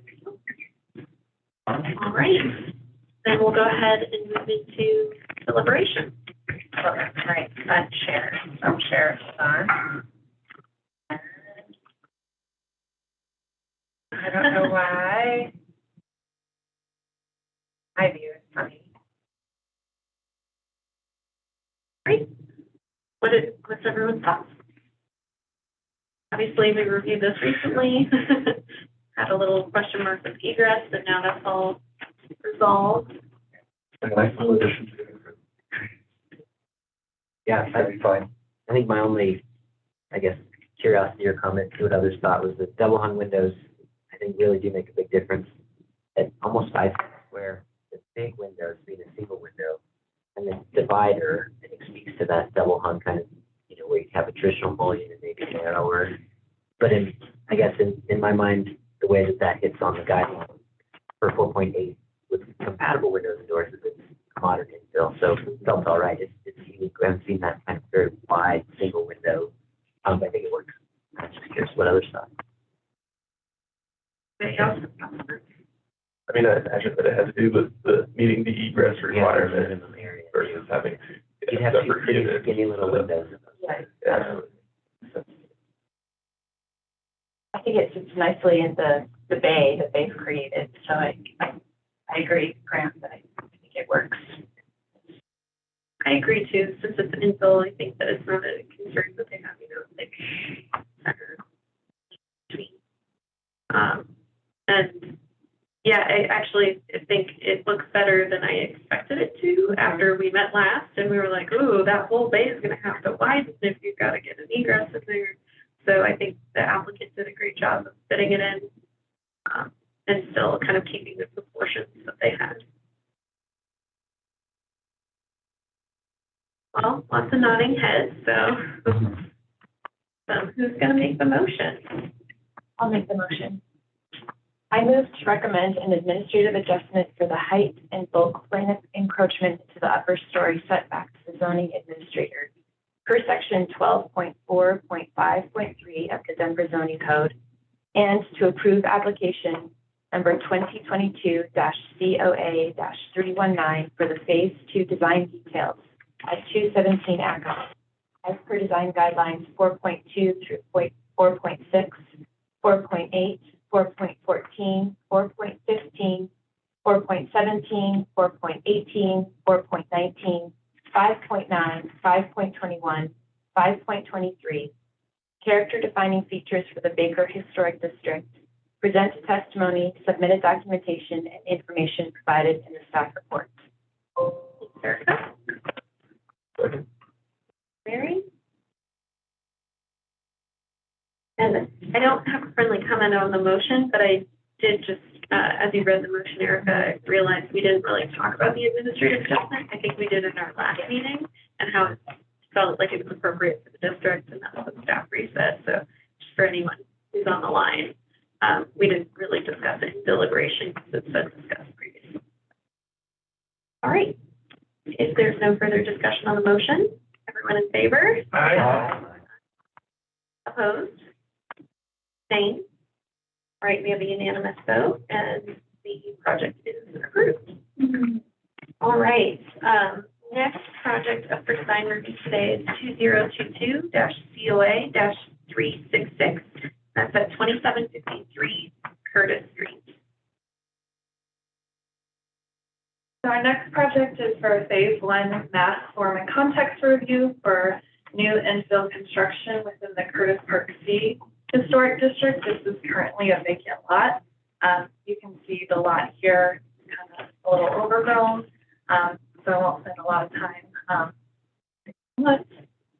The proposal is for a front-to-back duplex development. Here you can see the site plan. It will have a detached garage, and each unit will have a single car garage bay and the attached garage. The project is mostly within the front 65 of the zone lot, and the garage is in the rear 35 of the zone lot. So this is a front to back duplex, as I previously mentioned. So there's a unit at the front and then a unit at the rear. Both of the units are accessible from the front porch. That is a wraparound porch. You can see that foundation here. However, the back unit, you will walk up the sidewalk and then around the front porch, and then you'll allow access. So the front porches are separated. The front unit does have a side-facing entry door, and the back unit has a entry door that fronts onto the primary street. So this is just generally the layout here of those two units. The rear unit will have a rear deck on the second floor, and that is totally within the front 65 of the lot, so that's not in violation of zoning. This is the roof plan. This is pulling primarily from the Italianate form within the district. It's overall somewhat simple mapping. It does step back along the north side of the site. In terms of its compatibility with the district, it is slightly forward of the structure to the south and minimally aligns with the structure to the north, which are both historic contributing structures to the Curtis Park Historic District. This lot was interesting as historically there were multiple dwelling units on this lot, as you can see from the historic Sanborn image that is on the screen in front of you now. The historic structure that sat on this lot historically was forward of the historic house to the south, which is labeled S on this ground plan comparison, and was forward also of the structure labeled E, which is the structure to the north along Curtis Street as well. So while we do typically require new infill construction to have alignment that is compatible with the adjacent structures, staff felt that due to the historic site conditions of this property and the fact that the alignment is somewhat similar to E, in which the porch aligns and then there's a projecting bay that aligns, we did feel that this was appropriate to be forward of the structure to the south.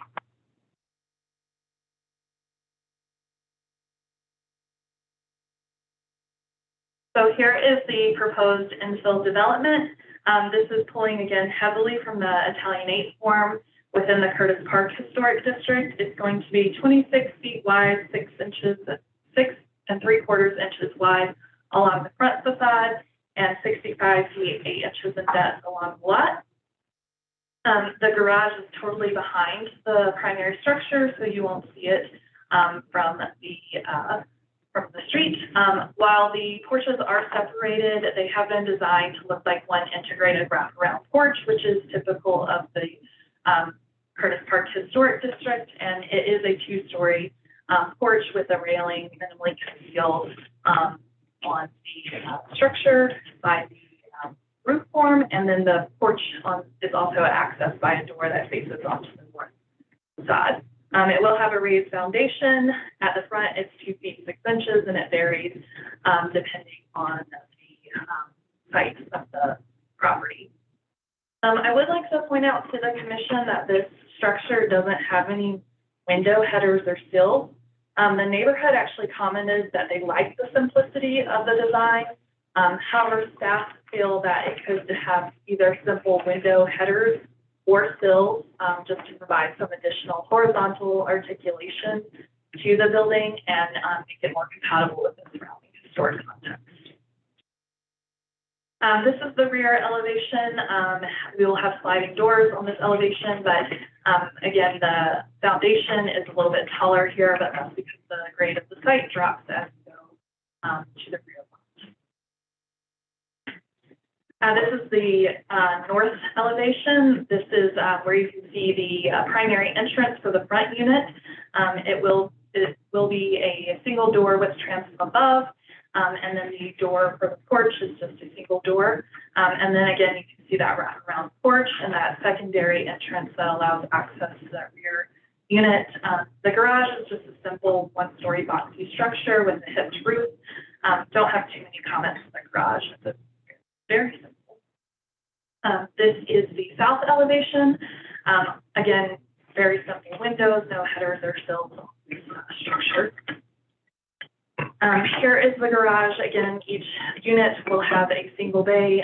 So it's a 2-bay garage, but 1 bay will be assigned to each unit. This was just an isometric view for the commission that I wanted to show before we talked about compatibility with the surrounding context. So again, it does have that wraparound porch, and the front unit does have that side door that faces onto the north side and doesn't directly address the street. And then the rear unit has a door that directly fronts onto the street. And then you can kind of get a sense of how the porches are separated and will be accessed by each unit. In terms of compatibility, the primary inspiration for this structure comes from 2903 Champa Street, which is a historic Italianate form within the district. So you can see that this has a very similar form with step massing. This is a corner property with a wraparound porch and 2 entrances into the structure. The primary door of the structure actually doesn't front directly onto the street, as you can see in this compatibility demonstration here. Staff would like to point out that all of these structures do have some type of window headers and sills. They're pretty elaborate, as that is pretty typical of the Italianate form. But again, we feel that the structure could still be simple in design by having just a very simple window sill or header, and are recommending that be included as part of the design details. But you can see all these structures do have step massing and those hipped roof forms that are typical of the Italianate form. Because our guidelines do talk about primary entrances addressing the street pretty significantly, the applicant did a study of all the primary entrances within the Curtis Park Historic District, and are showing several examples of multifamily units in which the entrance isn't directly fronting onto the street, but you do have some kind of porch or walkway that delineates that entrance. So staff felt that even though the front unit's and primary entrance is on the side, the porch and the walkway up to that does help define and delineate that entrance. So this isn't something the commission typically sees, but we did feel that after the applicant context study and justification, it wasn't acceptable to do that side entrance. So staff are recommending approval of this project, as we feel that it is appropriate for development within the Curtis Park Historic District. It will also require administrative adjustment for height and bulk plane, as it is minimally within the bulk plane. We do feel that the applicant has studied the forms within the district pretty significantly, and has verified that it is typical of the Italianate form to be within the bulk plane, and it's mostly the the standing seam headed roof that is encroaching into the vault plane. So we do feel that that is appropriate as well. And the width of the structure is typical width of structures on this lot. So even though it is a duplex development, it is pretty typical of the infill within the district. Thanks, Brittany. Any questions for staff? It has to do with the lot coverage. I think so. The guideline for set 1 says respect established building location and lot coverage and open space patterns. And I'm a little unclear how building is that requirement. It has a front yard, similar setback as to the adjacent properties. It does have the required interior yard setbacks and the separation for the garage, but really, although this is quite large, when we looked at the historic development that was on this lot, the lot coverage is quite greater for the historic development than what is proposed currently, because there was actually a duplex on this side of the school. This is changing. That's weird. However, it's touchy. I was trying to move. There you go. Okay. I was trying to move the video, but so anyways, you can see that that's the 1929 Sanborn map up there, and the site is boxed in red. There is a dwelling unit forward, and then there's in the back attached to it, there's actually another dwelling unit and then a garage. So while this is quite large, it is typical of new infill development within the Curtis Park and for development of this specific site. Additionally, the Curtis Park RNO has recommended approval of this. So while it is large, we do feel it's appropriate. And my other question is, am I misreading the shading? Because I actually don't see the separation between, am I misreading this? But isn't there a separation between the garage and the main building? Am I seeing that or no? So P is the structure we're looking at right now. There's 15 feet of separation between the proposed primary structure and the attached garage. I understand that. Okay. Got it. Okay, thank you. Any other questions? Great. Could we promote the applicant? I think that people are having a hard time hearing Dan. Oh, okay. There you go. Reminder to everyone to just speak up because the mic's up there. For all of us. All right. Go ahead and unmute yourself when you're ready. Start with your name and address. You have 10 minutes. Hi, this is, my name is Mike McAtee. Address is 5233 South Ironton Way, Inglewood, Colorado, 80111.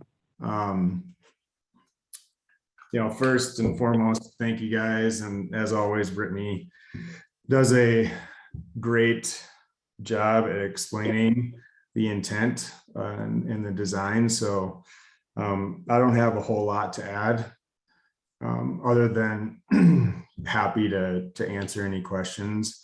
The one point of the sills or headers we're in agreement with. So if commission agrees, we would be happy to study that and provide those in the next round of review and the details. So outside of that, I'm happy to answer any questions on anything that you guys have questions on. Thank you. Any questions for the applicant? No. All right. Pretty straightforward then. Thank you. Okay. Is there anyone from the public who would like to provide a comment on this project? Please use the hand raise button. Yeah, Keith just raised his hand. Let me find the right section here, and whenever you would like, Keith, you are welcome to unmute. Sure. Keith Pryor here, 2418 Champa Street, Chair of the Curtis Park Design Review Committee. This is a great project. They have done an amazing job on really taking cues from the neighborhood and coming up with a duplex that really reflects some of our larger mansions in the neighborhood. And so we definitely recommend approval on this. The wraparound porch is great.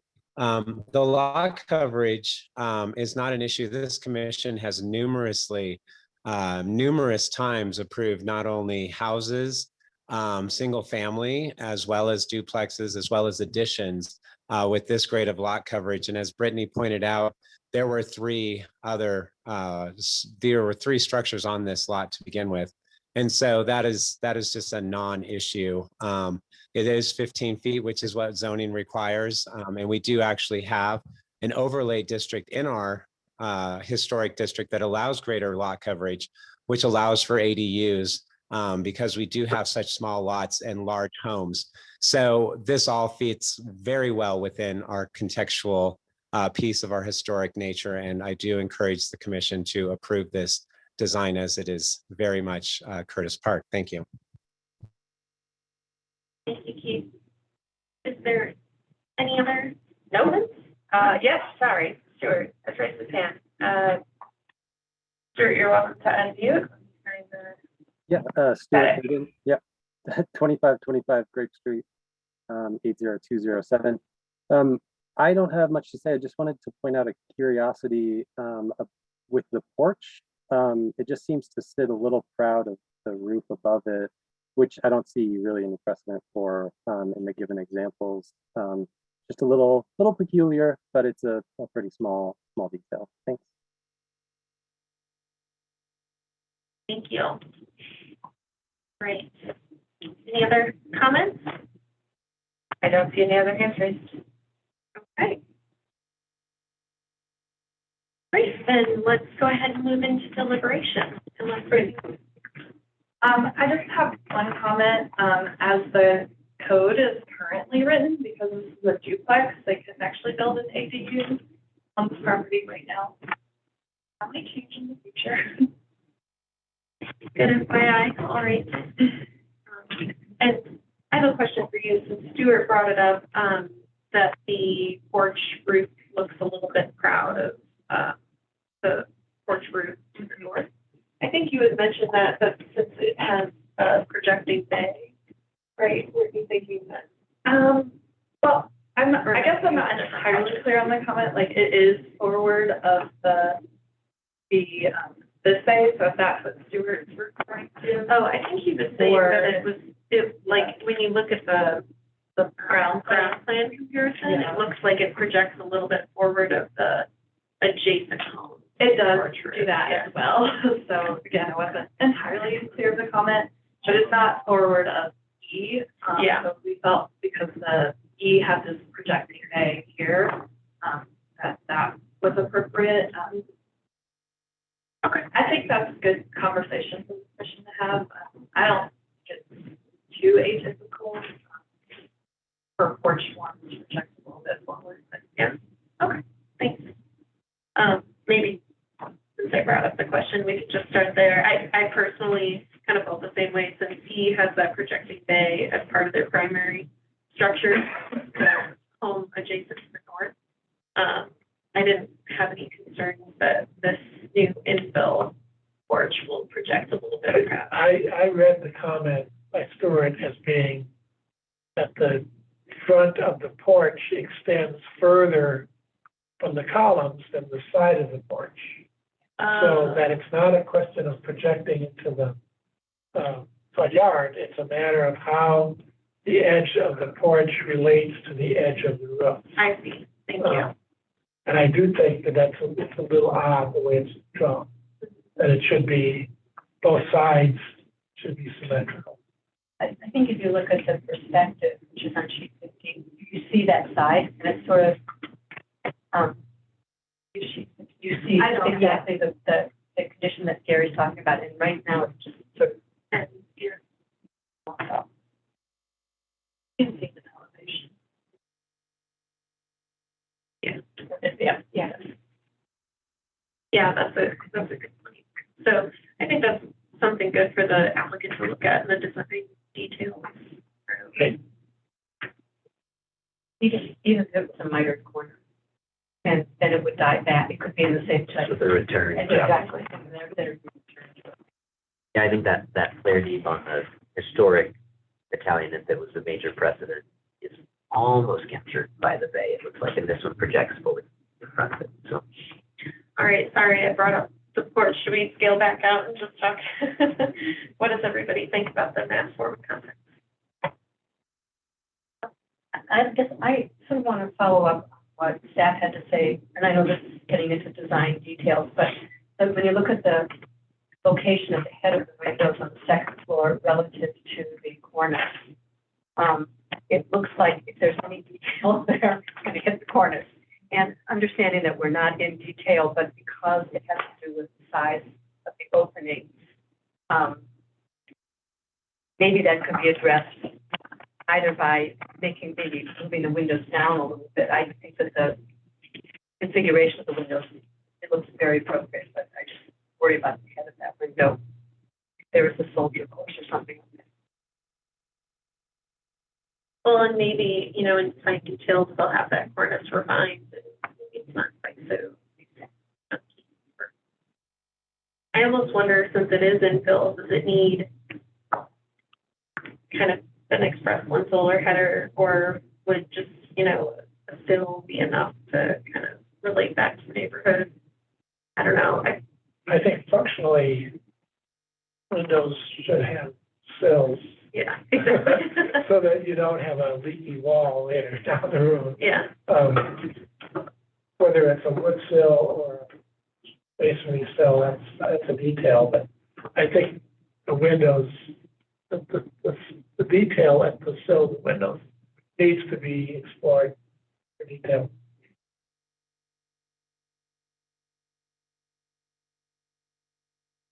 And there aren't any more questions or comments about the form. Is everyone in agreement with staff recommendation to provide recommendation for an administrative adjustment? Yes. It seems to fit within the context very well with the width and. Seems like a few things that could be kind of tweaked towards the stage too, but otherwise I felt like it fit the guidelines well for staff report. Any other things you're referring to, or mainly just the window? I think The window sill and the porch comment was a good one. I appreciate that. You have one thing, I noticed, talked about the previous similar, the front fence appears to be right at the line of the front projecting bay, and we have the guideline, and I can't remember which one it is off the top of my head, that should be set back about a foot. Yeah, that's a good catch. But minimum. And similarly, I guess this is a question for the other commissioners, is there's the fence on the other side that is next to the rear unit also is in plane with the, where the doors of that rear unit is. Because that's so far set back, I don't know if that's as much of a concern. Yeah, I think that's just it. Brittany, can you clarify? Isn't that typically just at the front facade? Yeah, it's at the front facade. You usually look at the fencing and design details. That 1 foot requirement is actually supposed to be edited out. But since so depending on when they come back with design details, that may not be an issue. So it might be good for them to look at though for this one, because this structure is forward of the adjacent structure to the south on this, where you can see this front, right? Just like think about it. So I do think it's a valid. Guideline or no guideline, it's never really a good idea to end two different materials in the same plane. So even if it's not a foot, maybe it should be a few inches.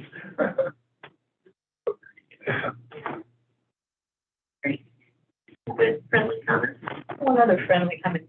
Again, maybe I'm misreading the drawings here, but if you look at the side elevation, there's a door side. And again, maybe I'm misreading it, and it doesn't seem to have any steps. Doesn't seem to have any steps. And I kept looking at it. It looks from the dimensioning like it's 2'10" off of the.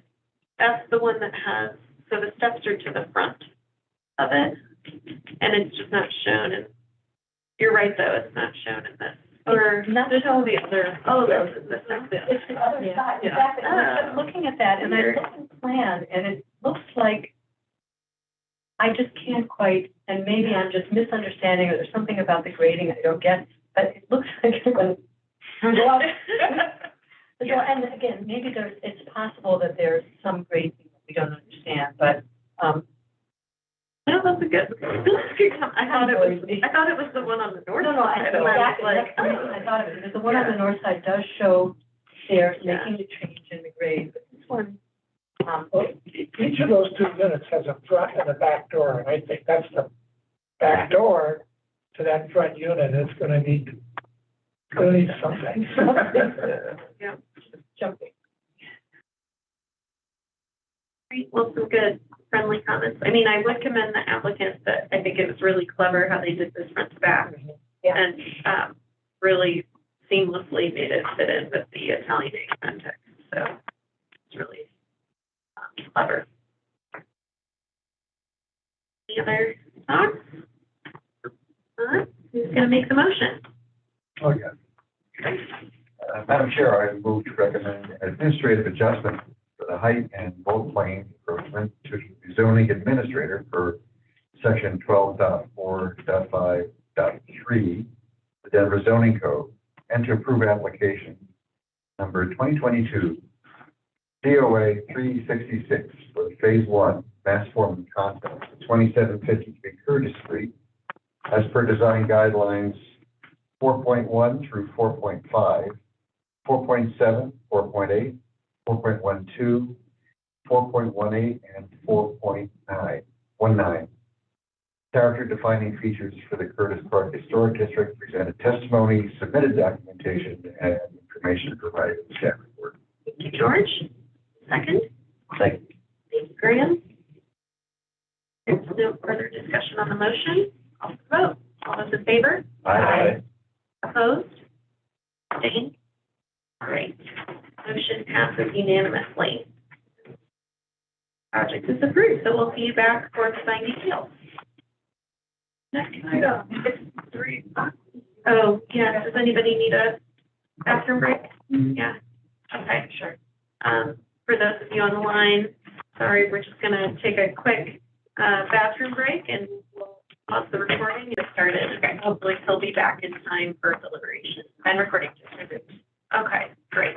So the next project up for design review is 2022-COA-367 at 1016 28th Street. So this is for a phase 1 mass forming complex review at 1016 28th Street. This is also within the Curtis Park Historic District, same applicant as last project. These are kind of somewhat adjacent to each other, actually. This is an atypical square lot within the Curtis Park Historic District. It is currently vacant, and the proposal is for a single-family residence with integrated garage that will be accessed off the public alley. So here you can see the lot is very small. The home will occupy the majority of the lot, and there is not space on this property to do a detached garage, which is what you typically see within the Curtis Park Historic District. However, it's not uncommon for new single-family residences to develop on these numbered streets within the Curtis Park Historic District. So we have an example at 1016 30th Street, which was reviewed and approved by the commission, which is also a new single-family home on a square lot with integrated garage. So this is a mansard roof form, and it will have a full width projecting porch. So again, this is a full width projecting porch, mansard roof form. The primary entrance and the second floor Porch is accessible through a recessed entrance, which you can see in the first floor plan, which is mimicked on the second floor and above. And this is also removed. In terms of placement on the lot, most structures that are built on the numbered streets in Curtis Park are built up to the sidewalk edge. Because there is a single family residence to the south, which is structure F, that fronts onto Curtis Street. It is slightly forward of that structure, but it does match the placement and porch alignment for the multifamily across the alley, which is structure C on this property. And it does have a minimal front porch, but that comes almost all the way up to the sidewalk. So because it's an atypical lot, again, it does have a significant amount of lot coverage. However, staff felt this is appropriate for this site as well, because historically there were two duplex structures that sat on this lot. So it is typical of development patterns within the district to have development on smaller square lots. So this is just a mansard form. It is 2 stories in height, has tall, narrow windows, again, full width projecting porch. The primary entrance is centered on the facade and recessed slightly into the building facade. The structure is 20 feet, 5 to 7 to 8 inches to the eaves of the structure. This will also need an administrative adjustment for height and bulk planes. This is a very minimal encroachment, as you can see here with some parts of the dormers on the side elevations encroaching, and then a little bit of the roof also encroaching into the height and bulk plane. This is the alley elevation. So this is where the garage will be located and integrated into the structure. It is at the rear of the structure. We don't have great guidelines for an integrated garage, but it is accessible off an alley, which is recommended by our guidelines. It is located towards the rear of the lot, and we do feel that it will be minimally visible and have minimal visual impact on the historic surrounding context. The windows on this elevation are the only windows that don't directly stack in a line. However, they're still tall, narrow windows, and the placement on side elevations does allow for a little bit more flexibility. And if you look at the floor plan, it just kind of makes more sense with the windows being placed here. This is the side interior elevation. Again, these windows stack here. Pretty similar to the other facade. You will have egress window wells on this elevation. Pretty straightforward. The rear of this property doesn't have windows on the ground floor. However, that will not be visible from the public right-of-way. There are dormer windows in the mansard roof form. So here is just a perspective rendering of this project proposal. Again, it is very close to the sidewalk, which is typical of development on the numbered streets within Curtis Park. That porch almost does come all the way out to the sidewalk, as you can see in this rendering. And in terms of compatibility, the applicant really studied the mansard roof proportion within the Curtis Park Historic District, which you can see here. So mansards are not typical forms that you see in Denver. However, there are quite a few within the Curtis Park Historic District, and lately have been used more for new infill compatibility and second empire form. In terms of the proportions, generally the ground floor is much taller than the mansard form. So you can see the percentages that this form is pulling from, with the 53% of the massing on the ground floor and then 47% on the upper floor. And then this mansard form does have flared eaves, which you do see on the mansard form within the Curtis Park Historic District. Just some more compatibility demonstrations showing those tall, narrow windows and those porches that you see within the Curtis Park Historic District. So generally, staff feel that this project is appropriate for this particular lot and appropriate for the Curtis Park Historic District. And the RNO also recommended approval of this project proposal. So staff are recommending that the commission recommend the administrative adjustment to the zoning administrator and approve the phase one mass form and context. Thank you. Are there any questions for staff? All right. Let's move the applicant. You guys are so fast. Stay with me. No questions. I don't know what's going on. It's like everything is just working. It's great. It's great. The applications are very complete. Hi, Margaret.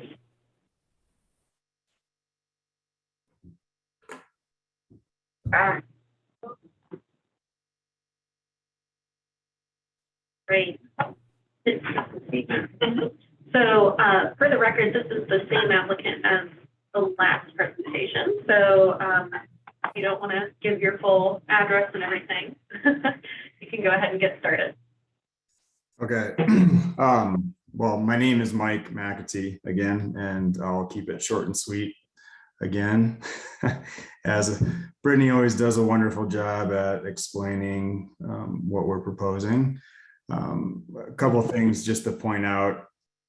We also, in addition to the administrative adjustment, we will be going in for a board of adjustment for a lot coverage and setback, and that will it'll be the same request that was granted for that example project at 1016 30th Street.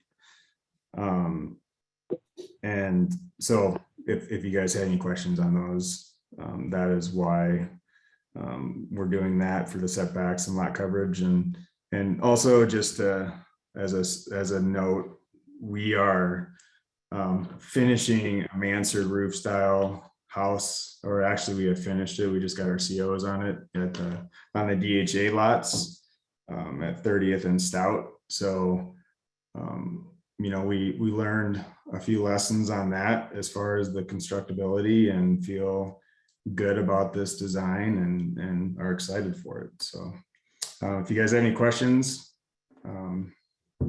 happy to answer them.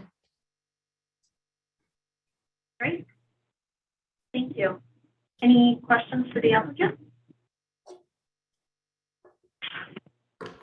And I guess, I'm sorry, Brittany, you may have mentioned this, but you don't need anything from us to go to the Board of Adjustment. That was just an FYI, right? We don't recommend any.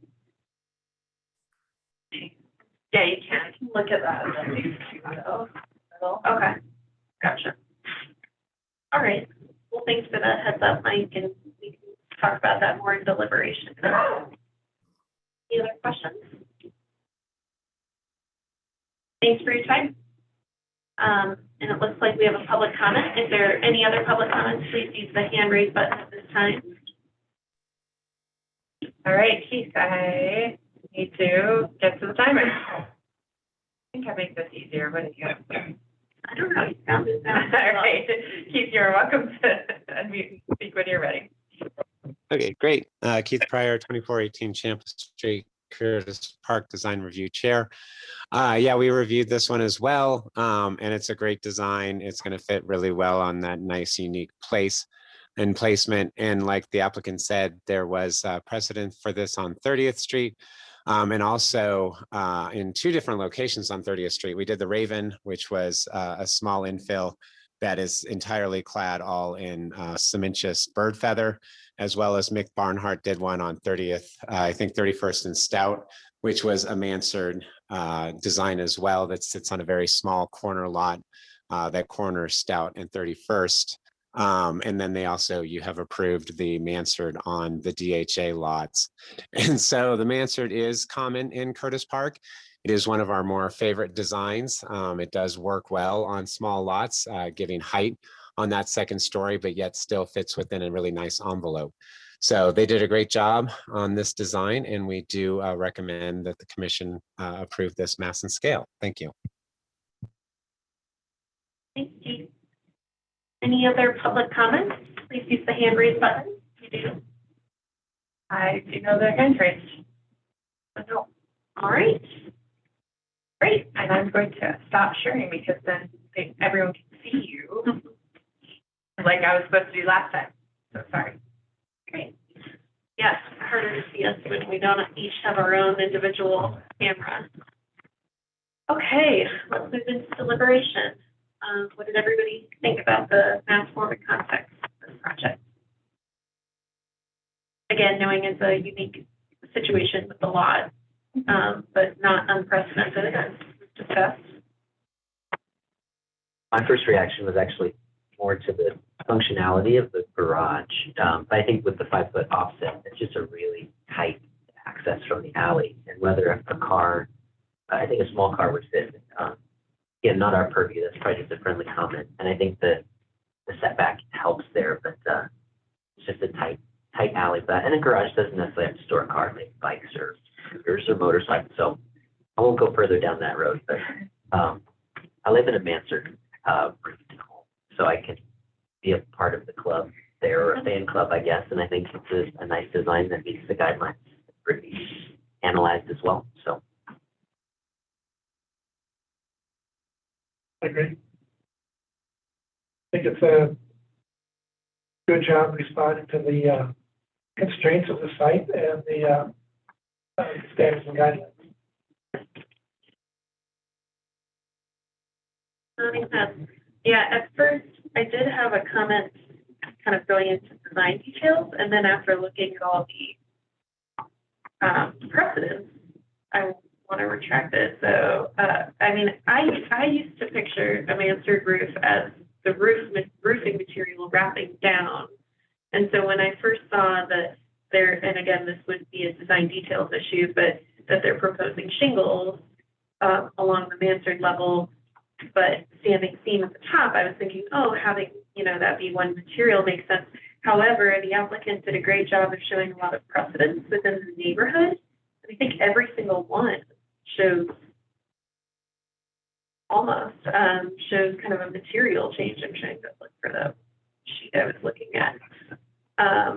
But yeah, with a thick cornice at the edge and not necessarily wrapping down. So that changed my mind effectively. And I think what's shown looks great.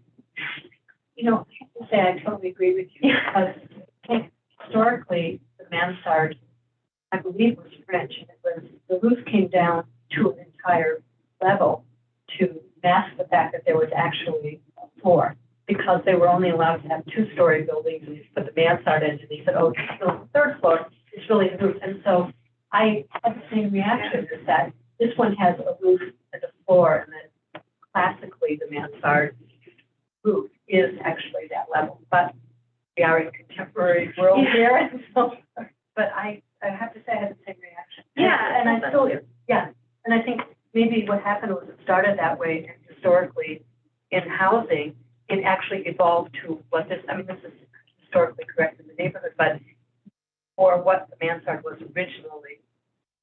Yes, I think. It was, that was exactly right, it was taxable. Yeah. In Paris, the house type of stuff where it was all service orders.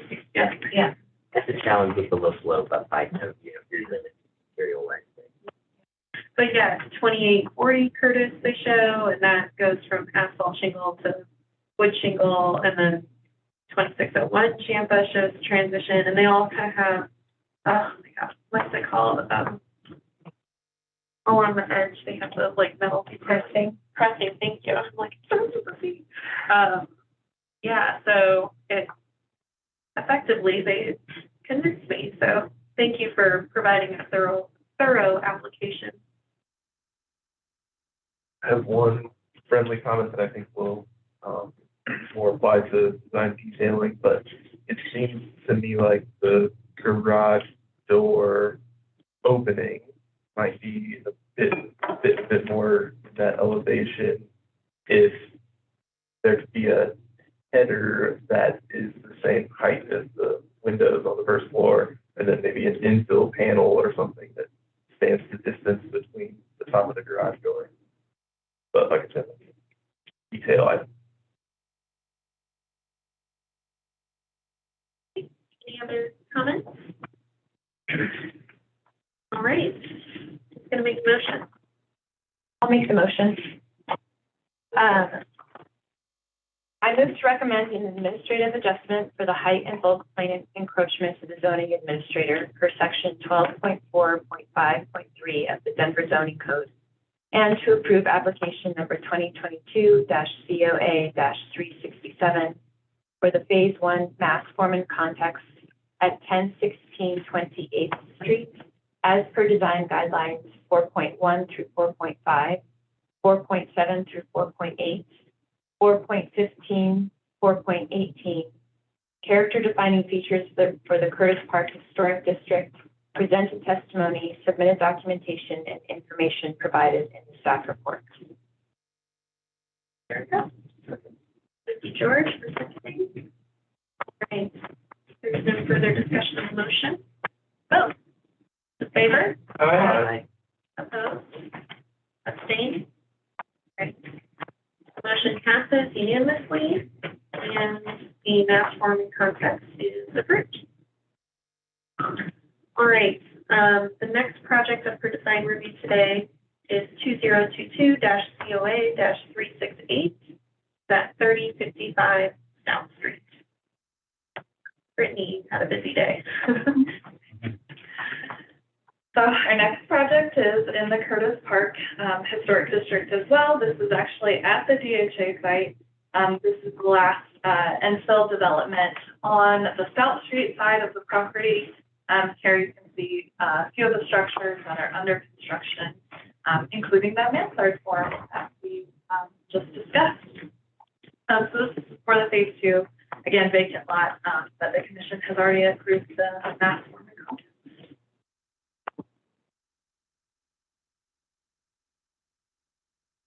So in terms of the site, this property will have a 6-foot privacy fence in the rear yard, and then a 4-foot open steel picket in the front yard, a concrete walkway up to the front porch, a concrete patio at the rear, and then some stepping stones between the 2-car garage and the new structure along the north side of the site, and the AC units will be located on the south side of the site.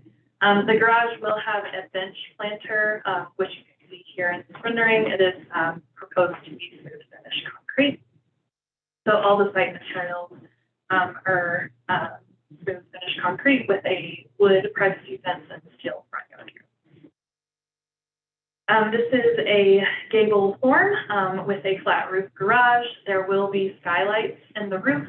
They are located mid-roof line. All new projects do have to spec areas that they would place solar panels, but we're not actually looking at solar panels today. Those would come back at a later date. So the primary elevation will be clad in a black brick, and it will have a full width projecting porch. On this elevation, the porch is noted to have a wood fascia.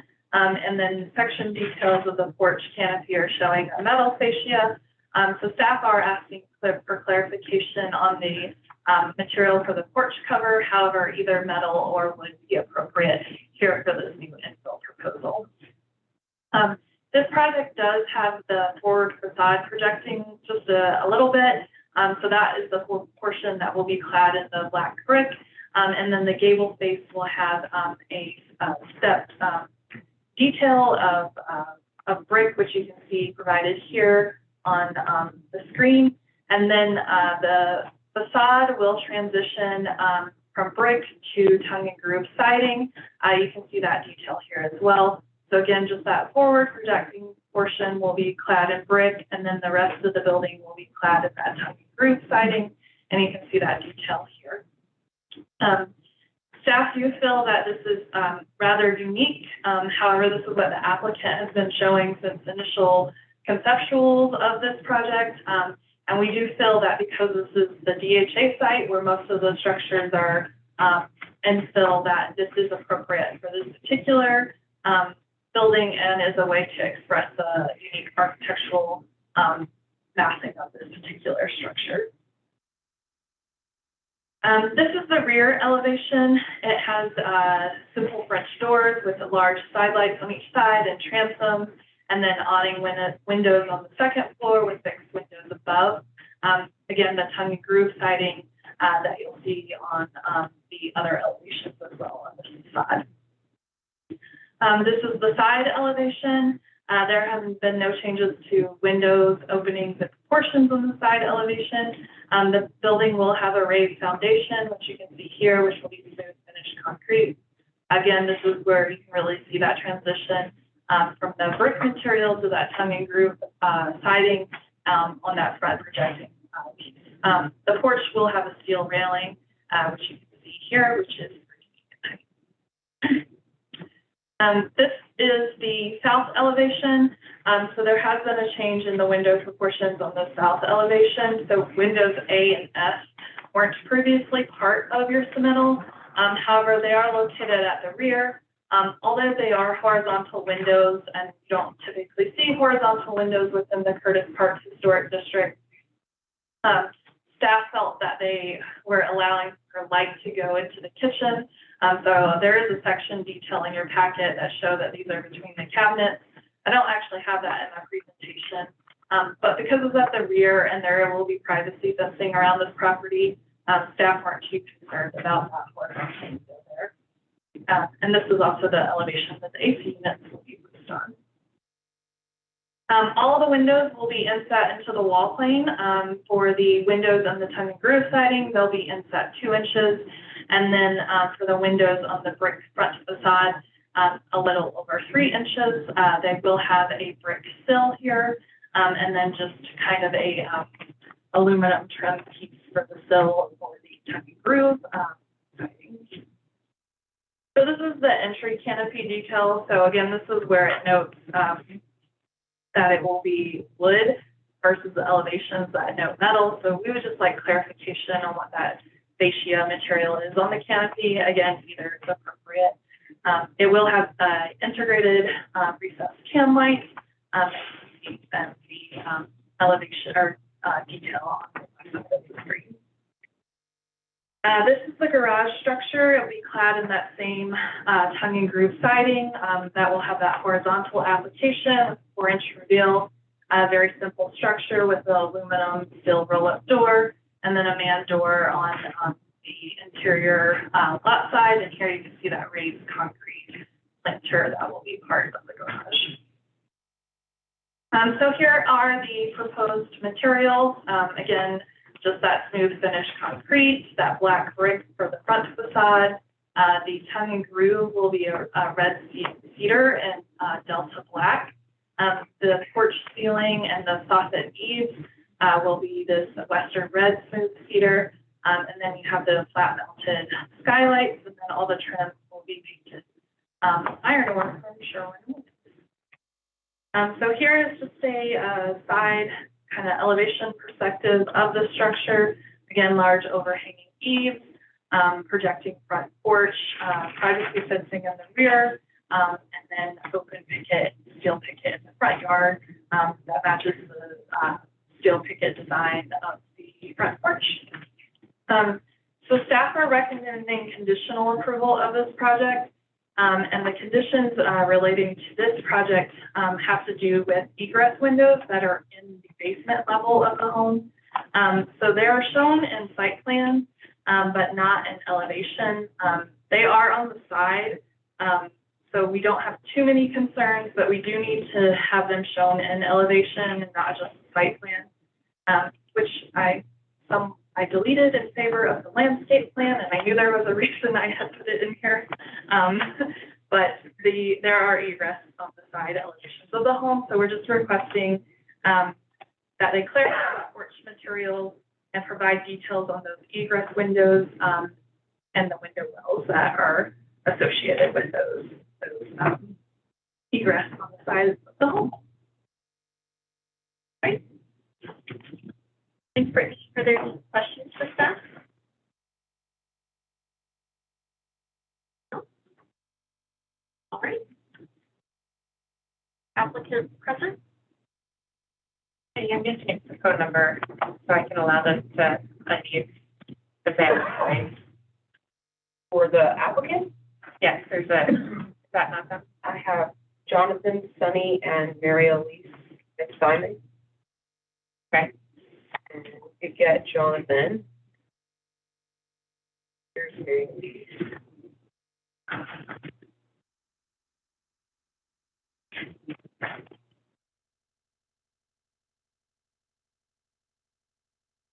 Yeah, and Jonathan is on the phone number. So Jonathan, I've clicked the, you're welcome to unmute. Just, you have to unmute yourself by when it starts. Okay. Heidi, do you remember what the? Start. It is star six. Thank you. There we go. Can you hear me now? You can, yes. Get the phone. Hi. So anyone who's speaking during this, please give us your name and address, and you'll have 10 minutes to present. Hi, And this is Jonathan Hoppin with Elemental Homes in Evergreen, Colorado. Thank you, Brittany, for your presentation and bringing everyone up to speed on some of the modifications that we've made. To address some of your questions, the porch canopy fascia material is called out correctly in this elevation that's shown right now. It is a metal fascia, is the intent of that, with black color, and the underside of that would be the cedar material in a clear finish. Provide clarification there. The other item as well that was needed clarification was the egress windows from the basement level. We do intend on a standard prefabricated metal window well that's at grade with a window that would, of course, fit that and meet egress requirements at the basement level.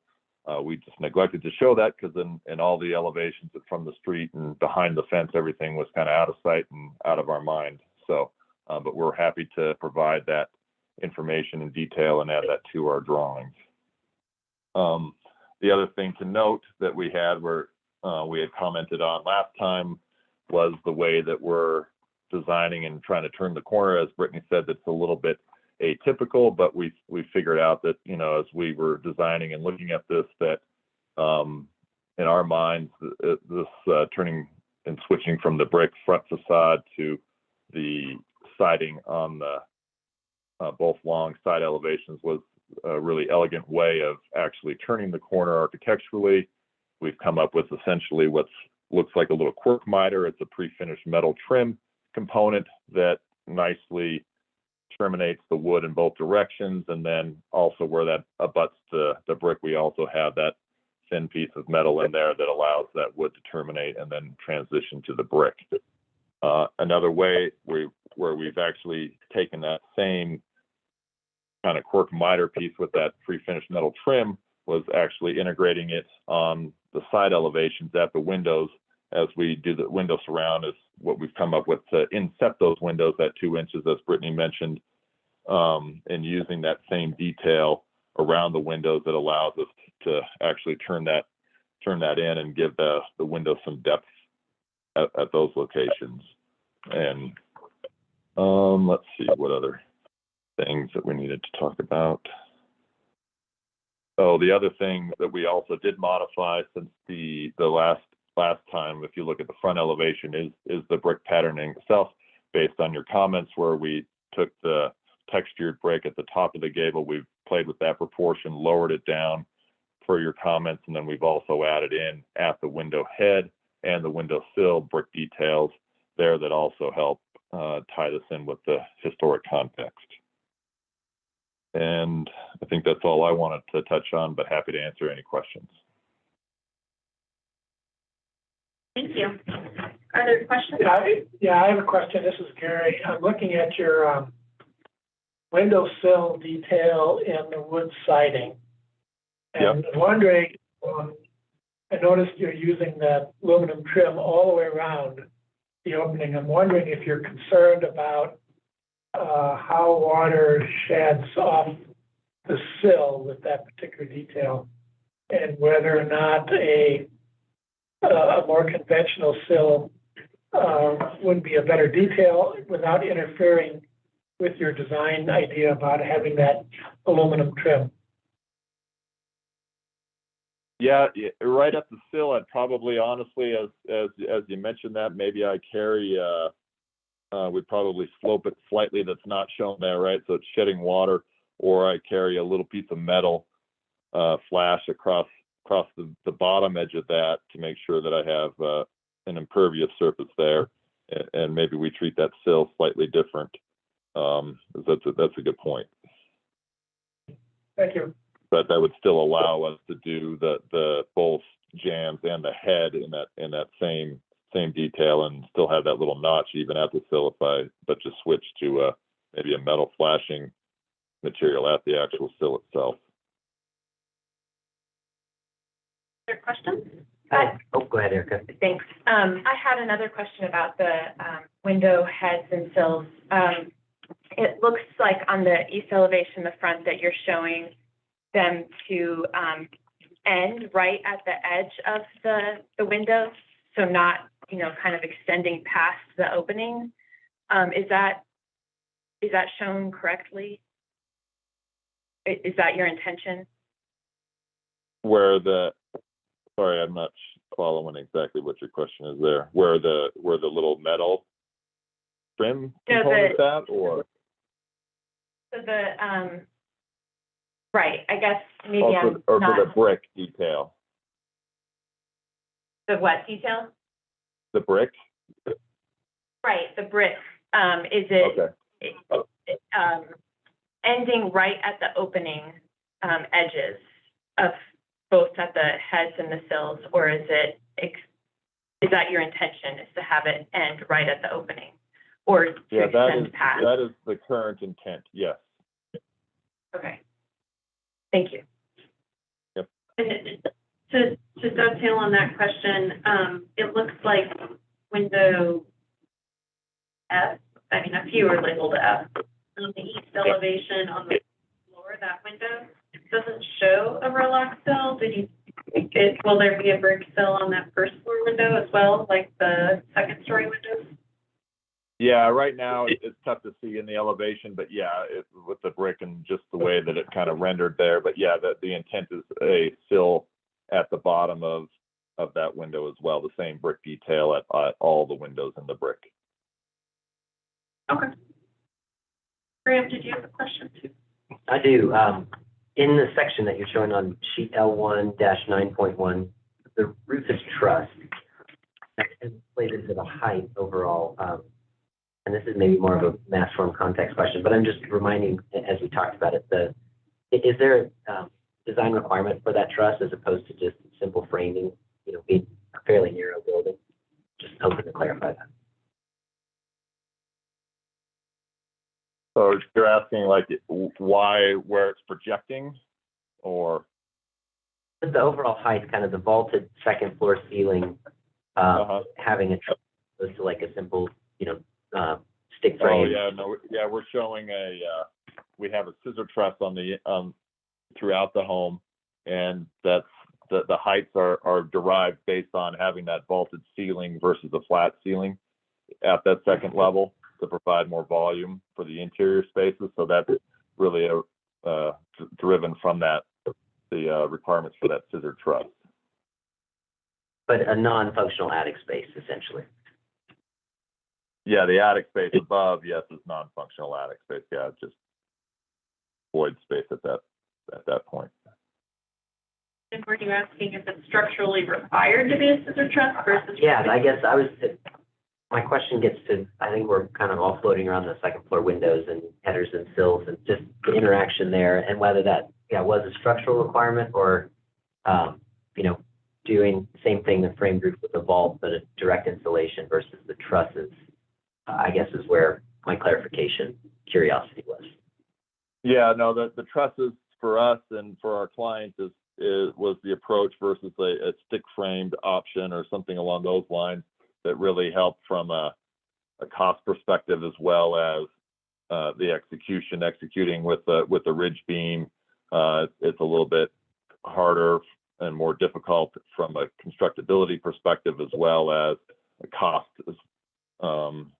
So in order to maintain that vaulted ceiling look inside and what we were going there, we did choose the scissor truss to best kind of answer the budget constraints, wanted a vaulted ceiling.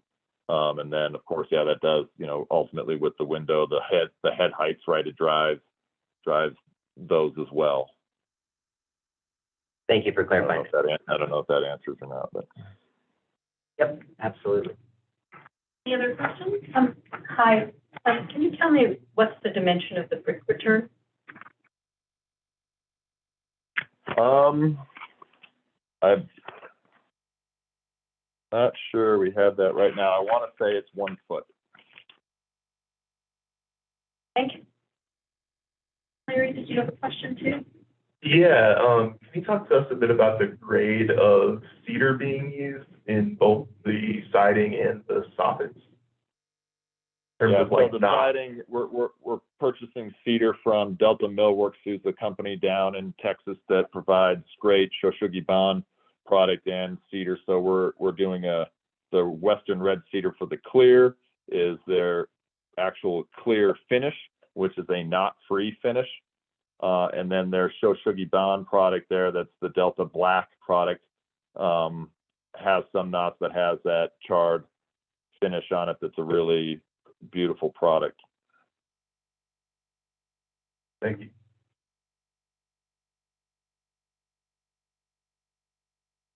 All right, any other questions? Thank you for your time. Thank you. Is there anyone on the line who would like to make a public comment on this project? Please use the hand raise button at this time. So Keith has raised his hand. Let me hit this mode and. Hi. Sorry. Keith hold Pryor. on. Let me. Nope. I'm resetting.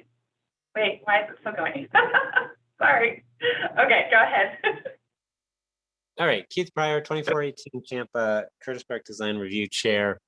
As a part of the DHA project, it was very important in the RFP that went out to these individual homeowners that a portion of these houses be brick. And as you know, Habitat for Humanity is actually doing an entire brick wrap on their homes. They are 2 stories and they're entirely wrapped in brick, and they will be affordable. They will be selling under market rate at roughly, I think, like $200,000 or $300,000. So why a private individual would not be able to at least wrap the entire front of their property and set an unprecedented form, which we've never seen in the neighborhood, to where we have just brick that is tied to the front and having siding wrap around to that brick is fairly unique and nothing that has ever been seen, and even not in the intent of the RFP for this site. So I'm curious how the commission wants to resolve that issue. The second piece is the front porch. This house obviously has stepped down with the brick meeting the siding, which makes that even more narrow. And then the porch does not protrude across the entire front facade, again, which is not really found in the district. We either have something that covers the front door and is a small porch, or something that entirely spans the entire front porch. And then the third piece is the railings that they're using on the front porch looks incredibly thin, and not something that would be found in the district. Too narrow, too small, not bulky enough, and not found in the district. So those are 3 big concerns for us, and would love to hear what the commission has to think on that. Thank you. Thanks. Are there any other public comments? I don't see any other hands raised. Okay. Brittany, I have a follow-up question for you, given Keith's comments. I know I thought in the staff report it said that we had received support from the R&O for the project, but was that for mass forming context? Yeah, we don't require design details to go back to the neighborhood for review. So that's for the mass forming context. So, I mean, the major changes were headers and sills were added. The proportions of the brick detailing in the gable face were changed. But the porch was shown as it was in the mass forming context middle. They weren't showing this in the the phase one, but we weren't obviously looking at the details at that time. Yeah. And then that window, the horizontal window. Okay, in terms of what's on the site, the Habitat for Humanity is doing a full brick wrap on their structure, but they don't have any secondary structure as part of that as a way to afford that full brick wrap. I can't control the slides, but if you go to the images of the so the mansard is a full brick wrap. The two that you see under construction, they have brick on the front facade that wraps back 15 feet on one and 10 on the other one. And then I think the one right beside wraps back 5 feet. I did look at all of this. Sure. Starting with staff report. So that's kind of the construction conditions that are occurring. Thanks. All right, so let's move into deliberation. What does everyone think of the design details submissions here? Maybe it'd be a good idea to kind of just break out a couple of these items.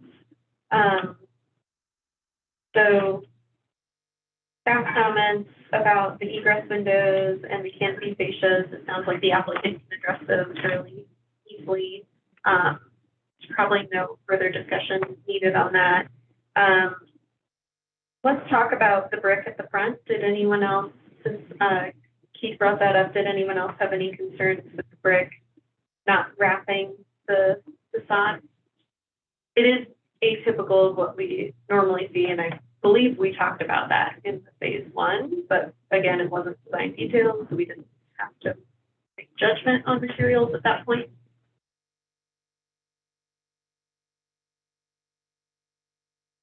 To say it seems under detailed to me for design details, and the brick front is a good, sort of a good example that there's nowhere is there a dimension that tells you how deep is that. And the elevation is just 1.6. Oh, it does. Like 18 inches, so it's pretty wide. Totally. Sorry to interrupt you. No. Where is that? It's further back, same page, L1-9.1. That's about the trusses. So the east elevation does give that 18-inch reveal there. No, Is that that's from the corner to the brick, but it doesn't Oh, say you're what the talking about projection I'm is. sorry, turn in the corner. That's to say, it Gotcha. doesn't, it's 18 inches, it doesn't look like it's 18, but if you, No, sorry, that's the Yeah. siding, my mistake. But it seems to me that that's actually kind of really important to know how much brick there is, and there's no place you can see that shows it.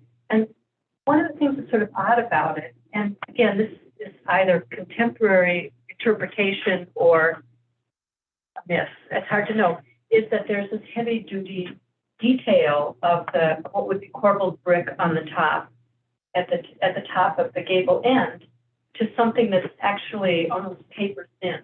Sort of an odd juxtaposition, Erica asked a really good question, which is even where does the header end? And if you look closely at some of the drawings, and some of them are brick, and this is, I'm sure, a drawing issue. Some of them, you're right, some of it actually extends over, and some of it it's in the opening. And that's kind of an important thing to know, but it's hard to tell from the drawing. Since it is design details, things like that kind of concern me. That there just really isn't very much detail. I think the other thing, talking about that heavy brick above, we talked about the first time, I know, and it's been brought down to more sort of replicate a fish scale or kind of that traditional gable end.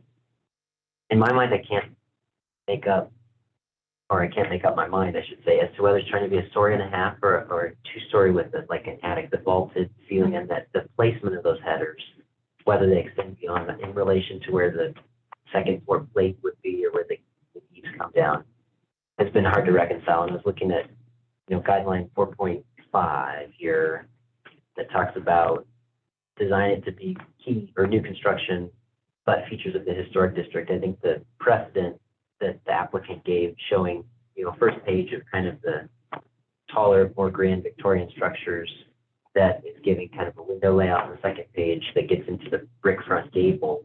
Almost all of those are very simple brick fronts, and they're a story and a half with the upper windows, 2/3 of the way into that. And so it just, I was able to, I guess, rectify those two different things. There were like two different precedents that are both fighting on this facade that tie to how that gable's detailed and where those windows land. And that's not super helpful because it's not super descriptive, but I was curious what everyone else thinks of that in context of some of the Anne's comments and other things. I want to hear what people think on that, but Anne, on L1 5.1, it labels that projection as 1 foot. Yeah. Oh, So so the applicant was right when he answered 1 foot, and it is in the drawing. So anyway, back to Graham. Yeah, I mean, looking at the combination of, sheet L1, 7.3 and 7.4, I think really good examples of gable front houses in the district, but almost every single one has a top floor plate above the header of the second floor windows, versus the second page where everything is a brick gable. But it's a simple gable and the windows are kind of more, and it's contemporary, it's infill. I think I probably am a little less concerned about the front corners being a contemporary move and maybe just that overall proportion. And I don't know that may be going backwards too far to kind of overall form. I think the gable form works, but it's where those windows hit and how that roof is taller for the vaulted ceiling, interior space, and how it's reading to the outside, all kind of spun me around in a circle a little bit. Just to add on to that, I hope it's not piling on, but the depth of the eaves, and maybe it's the contrast of material and color, but that just strikes me as very deep. And sorry, I also don't know the dimension of that, and if I missed it, 2 feet off the front. Oh, that's right, I did see that. Thank you. And I guess the overall thickness of the actual roof, something a little bit off about that to me too. But I was not part of the phase 1 discussion. I'm not quite sure how far back we can go. Yeah, that's kind of where I'm struggling with this is I think these are all fair points, but I feel like when we signed off on mass form and context, they were showing this. Mm-hmm. And I think that we kind of signed off on those gestures. So I think that they've made an improvement as to where they've drawn the line between the diagonal kind of brick detail at the front and the windows. And I think that they moved in the right direction. And I understand Keith's concern with not wrapping the brick. And I kind of had that concern when we reviewed mass form and context, but I thought that, and it's been a while, so I could be wrong, but I thought, because we were seeing it as a modern interpretation, that maybe it'd be more appropriate. It's almost like playing with the idea that instead of having trim at the corner of your building, it's like recessed instead of projected, or I don't know, or I kind of feel like we missed that window of going back and saying, oh, now this brick should wrap around. Even though we weren't reviewing materials, it would be very odd for this brick to now come back around this other corner and then just stop arbitrarily somewhere along the side facades. Like, at least right now, it has a termination point. Well, I think it almost feels like a shadow, or, the edges. I feel like if that was brick, the house is going to feel wider proportionally and sort of read the front. And looking at, not to spin it all back to the windows, but those upper window headers in that corner of the brick are almost, that's where it was like, it's just almost there. But if you were to push that brick, then all of a sudden it is higher, it gets wider. Mm-hmm. And so I think the step in, the fact that you kind of read the brick as the width of the main facade, it's darker siding, or it starts to feel that way. I don't know, if you push the brick further up, I feel like it would look very different. Yeah, I agree. Yeah, and I also agree with the fact that I think we generally did see the same arrangement here. We talked a lot about the windows in the mass forma context and the detailing of headers and sill heights, and Ian, I think, brought that up about the fact that there was in fact, one of the pictures is still the older kind of tall gable detail that doesn't come down further in one of the renderings. So I don't disagree with your analysis there, Kelly. I don't think we can make major changes, but circular as it is, the step and the inset brick seems to work better with the windows as they are. I feel like that it might, from a proportionate kind of a consistency with the context, if it were to grow wider, they would still squished into the center, perhaps. I do think it helps that, I mean, we're reviewing something with integral color on both the siding and the brick, and it's kind of going to be more monochromatic, and That's what I was gonna say, it's gonna be black. yeah. And there's no historic precedent in the neighborhood for black building. Not historic, yeah, there are. So it's very clearly gonna be a contemporary building. Yeah. That pays some reference to historic detailing and proportions. No. But I think it's sort of at the edge of the envelope, in terms of, paying respect to a front gable, Victorian, building in the neighborhood. So I'm not, I'm okay with it, as it is, because it's a black building, and I'm not sure from the street that the difference between the brick and the siding is gonna be that prominent. You have to look pretty close to know it's a different material. And then over time, it may age differently and so forth. So, I do have a comment about the window sills in the brick. Different drawings show different things. So I think as a condition, we should make sure that the drawings clarify that, and I'm assuming that they want to use brick sills in the brick.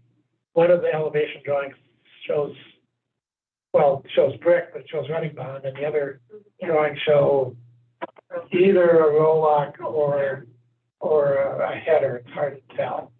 I think that's a good condition. I'm not disturbed by the fact that the detail stops at the edge of the jambs. When using brick, that's one way of doing it. Yeah. There's precedent for that one way. Yeah. If it was a different material, you want to see them extend past the jambs.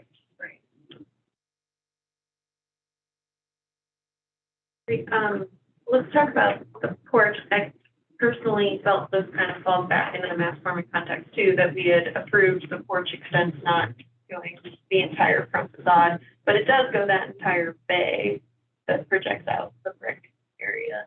Did everyone else feel that way? And what about the railings of the porch? I'm just going through kind of Keith's comments and then talked about staff comments already. I think it's another kind of contemporary twist on traditional detail. I mean, if we're gonna take a look at a lot of these other things that are on the edge of the nod, or however we want to say it, but I feel like the overall form, it's a projected front porch, it's raised above grade, and it's on a lot of kind of key big picture context items that I also vertical thinking. thought that we've approved steel picket railings in this district, haven't we, before? Brittany or Jen, do you remember? Yeah, On the infill project? 2317 out at Seattle Rails. So I don't think that this is unprecedented, and then what about that new horizontal window that staff mentioned wasn't in the mass public context application area? This is setback behind that, not public railing or view. Okay. Anything else we didn't touch on? Other comments? I think this is one that's challenging because it is right on that edge of old and new, and it's in a cluster of buildings that have been interpreted in a lot of different ways. Some fairly traditional, some pushing this edge more this one does different ways than we've even seen in the DHA block. So, you know, in the end, I think it's going to be neat to see how all of those fit together and interact to every single application over a year or so. So kind of a neat process. Yeah, and it's interesting. So I didn't realize initially when I reviewed the application that this was Shoshuki Bond. I thought it was painted wood siding. And so when the applicant brought up that it was Shoshuki Bond, I know we've approved that in some other like ADU kind of type of stuff, but I mean, it is a high quality material, right? Wood, not like fiber cement. Yeah, not inexpensive. Yeah. In certain situations, the brick could maybe just save them some money. So, but that's not our purpose. But beautiful stuff, certainly. Also. Great. Well, it sounds like we want to make a slight adjustment to the staff recommended motion. There we go. That's the word I'm searching for.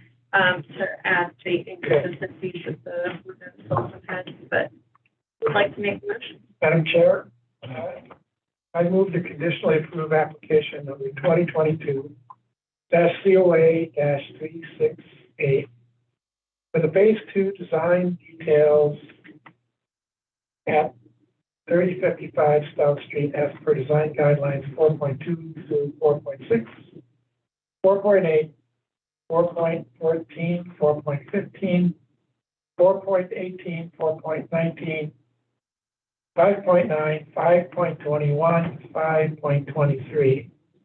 Character defining features for the Baker Historic District, result testimony, submitted documentation, and information provided in the staff report with the following conditions. 1, to clarify the porch canopy materials.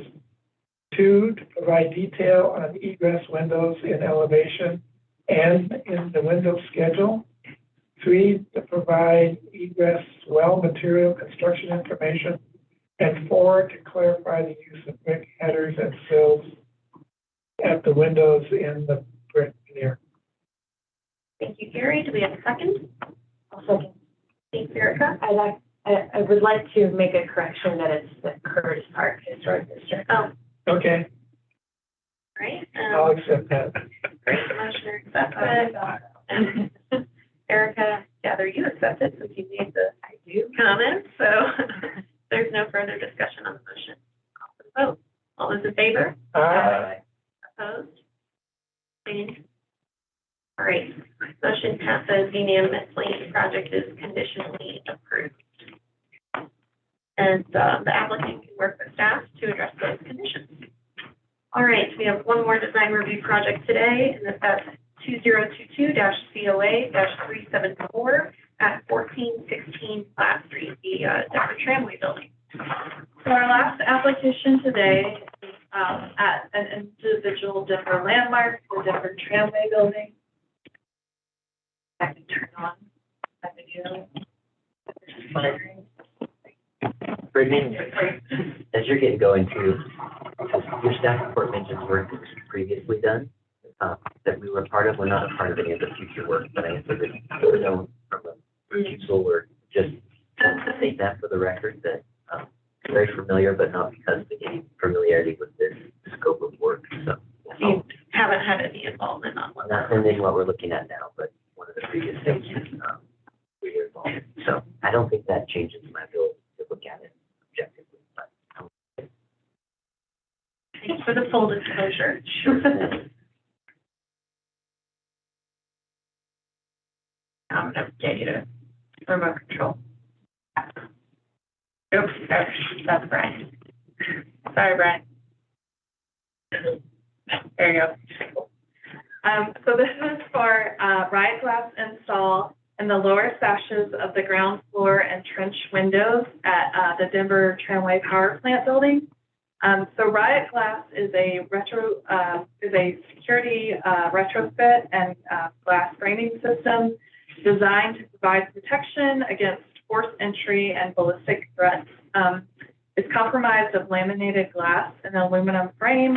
It can be installed on the interior and the exterior of the building, and it comes with a 15-year warranty. For windows that are not compatible with the retrofit system, The existing glass panes can be removed and replaced with a different Riot Glass RG series. The applicant proposed to retrofit the existing glazing, as when staff spoke with the applicant, they indicated that it would likely cause a significant change to the mullion pattern if they were just simply to replace the glazing versus installing the retrofit over the existing glazing.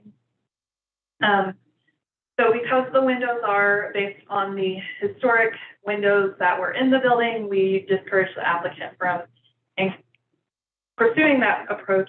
However, based on my research, I don't believe the windows are actually the historic windows. They are wood windows and they were restored in 2014.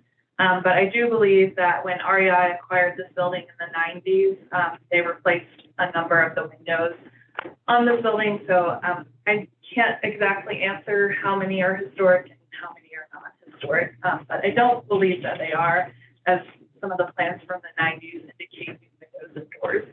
They are wood though, however, and were restored in 2014.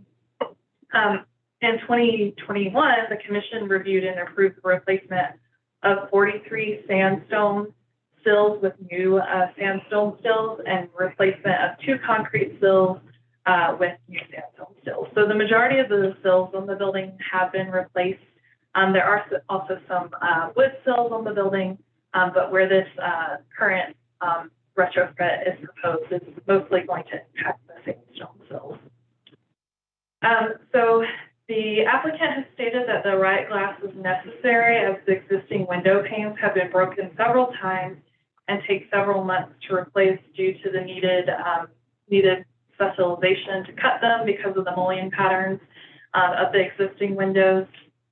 And the applicant states that the Riot Glass will protect the historic window design intent, and this has been used on historic buildings around the country. The applicant included an example from the Flatiron Building in San Francisco, which is See's Candy. They did not include this in their packet, but it has also been used on the Georgia State Capitol Building. So here are some current photos of the Tramway Power Plant Building and some historic photos of the building.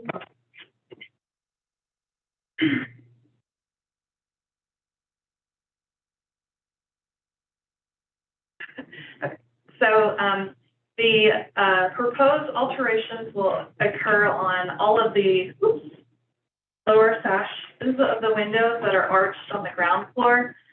There's also a trench opening on the side elevation where additions have been added to the building. Some of the additions are historic, some of them are non-historic. And then also on the doors that are proposed. So these are drawings from the 1990s when REI acquired the building and the changes they made. And this is just showing where that Riot Glass will be retrofitted onto the building. So in terms of some of the alterations to the building, this is a non-historic opening that was added in the 90s. It's large storefront glazing, but this is proposed to be retrofitted with the Riot Glass. It will require the addition of a new horizontal mullion at 110 inches, which you can see shown on this image, but I don't have any drawings that actually show what this configuration would look like. Staff do have some concerns over the alteration of this glazing, as it is intended to reflect the new interior levels that have been created inside REI, and that glazing continues up in that opening. So right now it's articulated in a way that indicates that it's 3 levels, as you can see here in this image, and with the addition of a new mullion onto that storefront, you'll just have that new mullion on the ground floor, but you won't have it on the glazing patterns above. So staff do have some concerns over that proposed alteration. In terms of alterations to the historic windows, that glazing will be retrofitted on the lower sash, which is significantly inset from the wall plane. It does vary. However, I don't feel that the sections clearly show how that Riot Glass will be installed into these lower sashes. And and accurately show that Riot Glass relationship to the window. So it's not really clearly showing to me if it will be installed into the sandstone sills or the wood portion of the window, but it will principally occupy the lower sash. It is showing in the section that it will still be inset from the upper sash, so you will get some of that relief, but with that glass installed and retrofitted to the lower glazing, it will minimally change that relationship of the double top window. And then I just have some additional detailed photos of those windows to show you guys. So the inset does vary, but generally speaking, this is what the windows look like. So I do believe it will still be inset from the wall plane, which is really what we're looking for in preserving historic window proportions and the sense of punched openings. But again, I would like the window section to accurately show that Riot Glass's installation to the window and to the wall plane, and that includes the sandstone still, and the wood portion of the window. So this wasn't included in the materials that went out to the commission. I did have an alternate motion in the packet because when I talked to the applicant, we did talk about how the doors could potentially, some of the doors could potentially just be retrofitted to have their glazing replaced. So the applicant did provide additional information to staff on Thursday, showing how that would work for some of the doors. So it looks like that the doors that have these horizontal windows will actually have the retrofit glass, which will be installed on the top of the door. I do have some concerns over what that would look like over the entirety of the door for these horizontal doors. And again, this wasn't included in your packet, but I did want to show the commission that today, as I did include an alternate motion in my report. Here's what that retrofit will look like on the primary entry doors. The primary entry doors also have side lights. They're not as visible as some of the other doors on the facade, as they're under kind of an alcove. And they're obviously not the historic doors, but again, it looks like instead of just the glazing being replaced, they will have that retrofit glass added to them as well. And then here are some other of the door styles. Again, it's not clear to me what will be done to these doors, as the additional section details were only provided for those wood doors with the horizontal glazing and not with the multi-plane glazing. Again, potentially these security doors could just have their glazing replaced, and that is not something we would have purview over. But if they're to be retrofitted, that is something we would have purview over. And then there are a few doors on the building that are these multi-light doors. They're not currently used as openings, but we do need to know how the Riot Glass will interact with these doors. Again, based on my conversations with the applicant, I think they would have to use the retrofit system, but I don't have a section showing what it will look like on these multi-pane doors. So staff are recommending denial of this application currently, as we just don't feel like we have enough information to properly assess the impacts of the Riot Glass on the facade. And since it will be installed in all of the ground floor openings, it's going to have a significant impact. However, we do feel that it could potentially be possible. It's just we need additional details on how that would work. I'm particularly concerned with the doors, though, especially after reviewing the additional information that was provided by the applicant. So I did provide a alternate motion with some conditions, but I don't know how comfortable I feel with that now that I've seen some of the additional information provided by the applicant. Thanks, Brittany. Are there any questions for staff? Just to clarify, when you say retrofit, that's a piece of the armored glass in aluminum frame. Yes. That's surface mounted over a door, set of windows, or a lower sash and a, okay. And I use that term because that's what the company uses to call that system. So So that's fine. Wanted to be clear. Just to be clear, we're talking about the same product. Right. So I had a question about the windows that are shown in the trench. They have a photo that says trench and they label it 73 through 79. I think those are window numbers that they've assigned to it, but they're not in the elevation.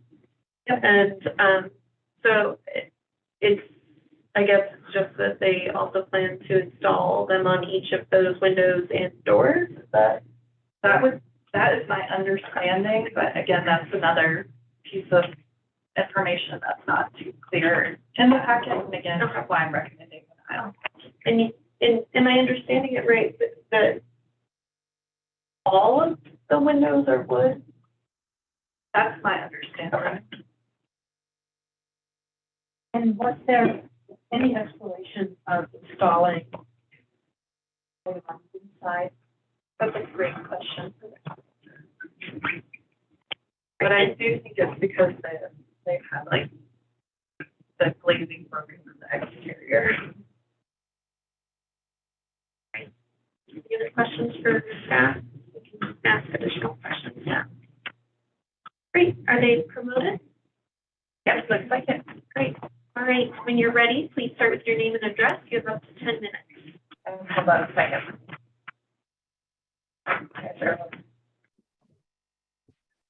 Hello, my name is Cole Palin. I'm with REI. We're at the address of, is at 1416 Platt Street in Denver, Colorado. I appreciate Brittany's presentation. I think she did a good job laying out what we had planned.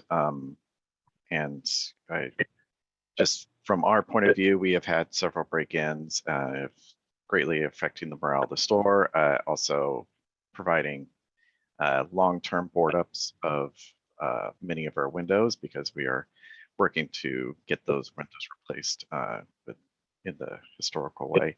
I think I'm gonna pass off the remainder to Scott. He's with NGS and will be providing the riot glass. Thank you, Cole. Appreciate it. And thanks to the commission for taking our time to listen to the project. So and we were a little limited. I didn't have architectural drawings to work off of. So a lot of our things with the manufacturer is coming off scratch. So I appreciate that Brittany was trying to decipher what we were trying to get to her. The intent is obviously clear a board up, if you will, where it's virtually invisible to people walking by, but we totally respect the fact that we can't alter the appearance of the storefront. All of the doors, with the exception of the True Divided lights, we are proposing replacing, doing a conversion kit, which is basically replacing that existing glass with a riot glass panel in the same pocket, same framing system. So that would be the one clarification on the doors. The French pane, the True Divided light doors that you see right there, the north doors that are blocked, and the Starbucks entrance, those are True Divided lights. We would not replace the glass in there. We would do what we call the retrofit, which is the framing covering the entire opening of those doors. That can be done on the interior or the exterior, but that would be on top of that glazing. We can, it comes in clear anodized, bronze anodized. We can actually color match and powder coat to match the color of the existing framing. But all those other doors with the wire glass and the little small glass inserts, those would actually just be swapped out with the riot glass product in the existing frame. The window sash, I agree, may not be able to show you clearly on that drawing the relationship of the brick facade to the window. We would really love to be able to do a mock-up. We would propose doing a mock-up of one of the lower sashes and each of those types of doors, so that you can see what the product actually looks like on the store itself, if we're allowed to do that. Cole, is there anything else you want me to bring up on this? I think, I mean, you guys have all the drawings. The only thing I added was a few of the additional detailed drawings of those doors, which Brittany already showed you guys. And I did have, actually, I could share my screen. Am I allowed to share my screen real quick? No, unfortunately, I don't have that capability. Okay. So all I was going to show is the John C. Godbolt building we just wrapped up in Atlanta, Georgia. That is a historical building, and we had similar constraints. And some of it was French pane doors, some of it was glass inserts in the doors, and some of it was just large glass storefront that we actually had to add false mullions to and powder coat everything to match the existing color of the building, and that was approved by the commission. I can forward those pictures to Brittany as well. And I appreciate the time. Well, are there any questions for the applicant? Well, I was gonna ask just a question on the retrofit for the large doors. Would that frame just extend to the edges of the divided lights, or would you propose covering the full opening jam to jam with that panel? How does that look for something so large as those doors? Yeah, so you see it's 55 inches wide, it would go right to those 55 inches. So the perimeter of that set of glazing is what where the framing would come around. And it would jut out about probably about a half an inch. It would be with the framing would be raised up. And again, we could do that on the interior if that's not allowable on the exterior. The reason for the exterior on there obviously is to protect the glass from getting damaged. That's where Cole runs and REI's run into problems getting it replaced in a timely fashion. So, and most of the time it's a polycarbonate. It's 3/8 inch polycarbonate. And it's coated with a scratch resistant coating, SR coating on the top, and a UV treated. So the design intent is rigid. So 9 times out of 10, even an attack doesn't break the glass behind it. It would have to take something pretty enormous for it to tap into that glass and bust the glass out. Most of the times, you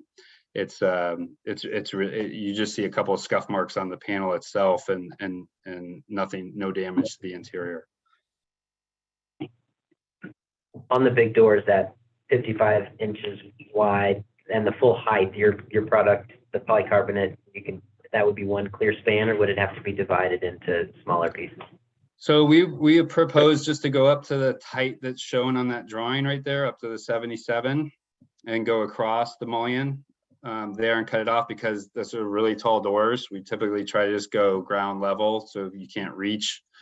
You know, most of them aren't grabbing a ladder to break in, but if again, we can adapt. If you need us to cover for consistency all the way up, we could do that. But it would have to be a mullion at some point, because the largest sheet allowable is 120 inches tall. So the largest sheets are 72 inches wide by 120 tall.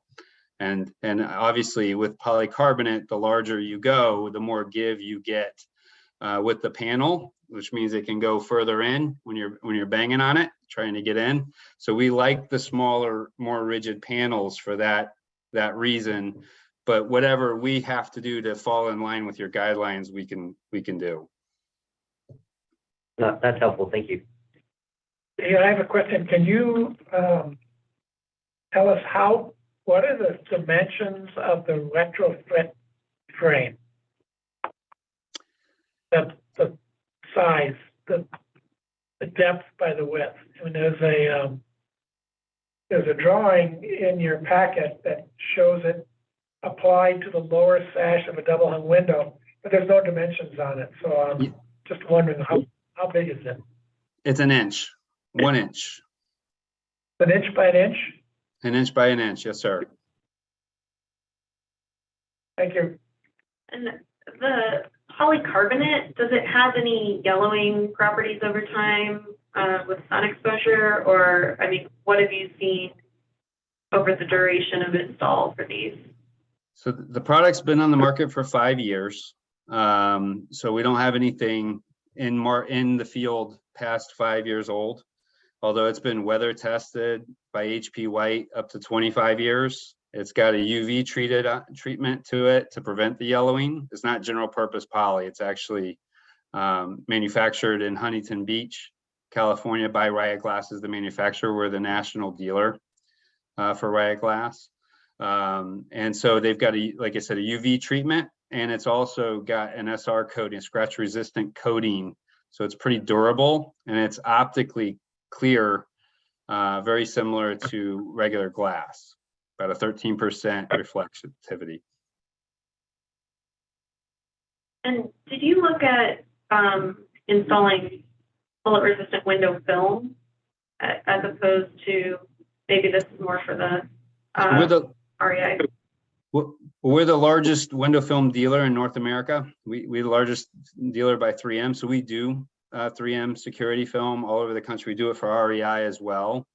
It is helpful as a deterrent, but they've gotten pretty smart these days and they can defeat it pretty easily. And in this situation, given the shape, the condition of the windows, the age of the windows, window film is not going to be a very good option for REI. That's why they opted to go to the other product, being Riot Glass. Cole, I don't know if you want to add to that. Yeah, I would just like to add that, you know, with the window film, when an attack happens, the glass does end up breaking. You know, but most often do not gain access, but it does shatter, and so it does need to be replaced. And you know, so there is a certain amount of time and consideration for that. And so that's why we wanted to install the Riot Glass to kind of prevent further attacks and damage to the building.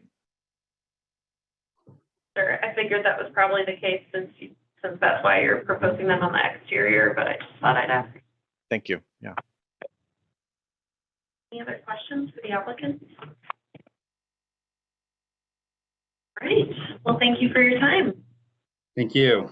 Is there anyone from the public on the line who'd like to make a comment on this project? Please use the hand raise button. I am seeing no hands raised. Okay. And for the person joining by phone, you said they're gone. So they have left. What about that phone? That's us. Oh, okay. Never mind. Okay, great. Any recap? Nope. All right. Yeah, I'm gonna stop sharing so that people can see you guys. Great. And we're gonna spotlight deliberation. So, proposal, Riot Glass that since I've been on the commission. What was everyone's thoughts? I think downtown being what it is.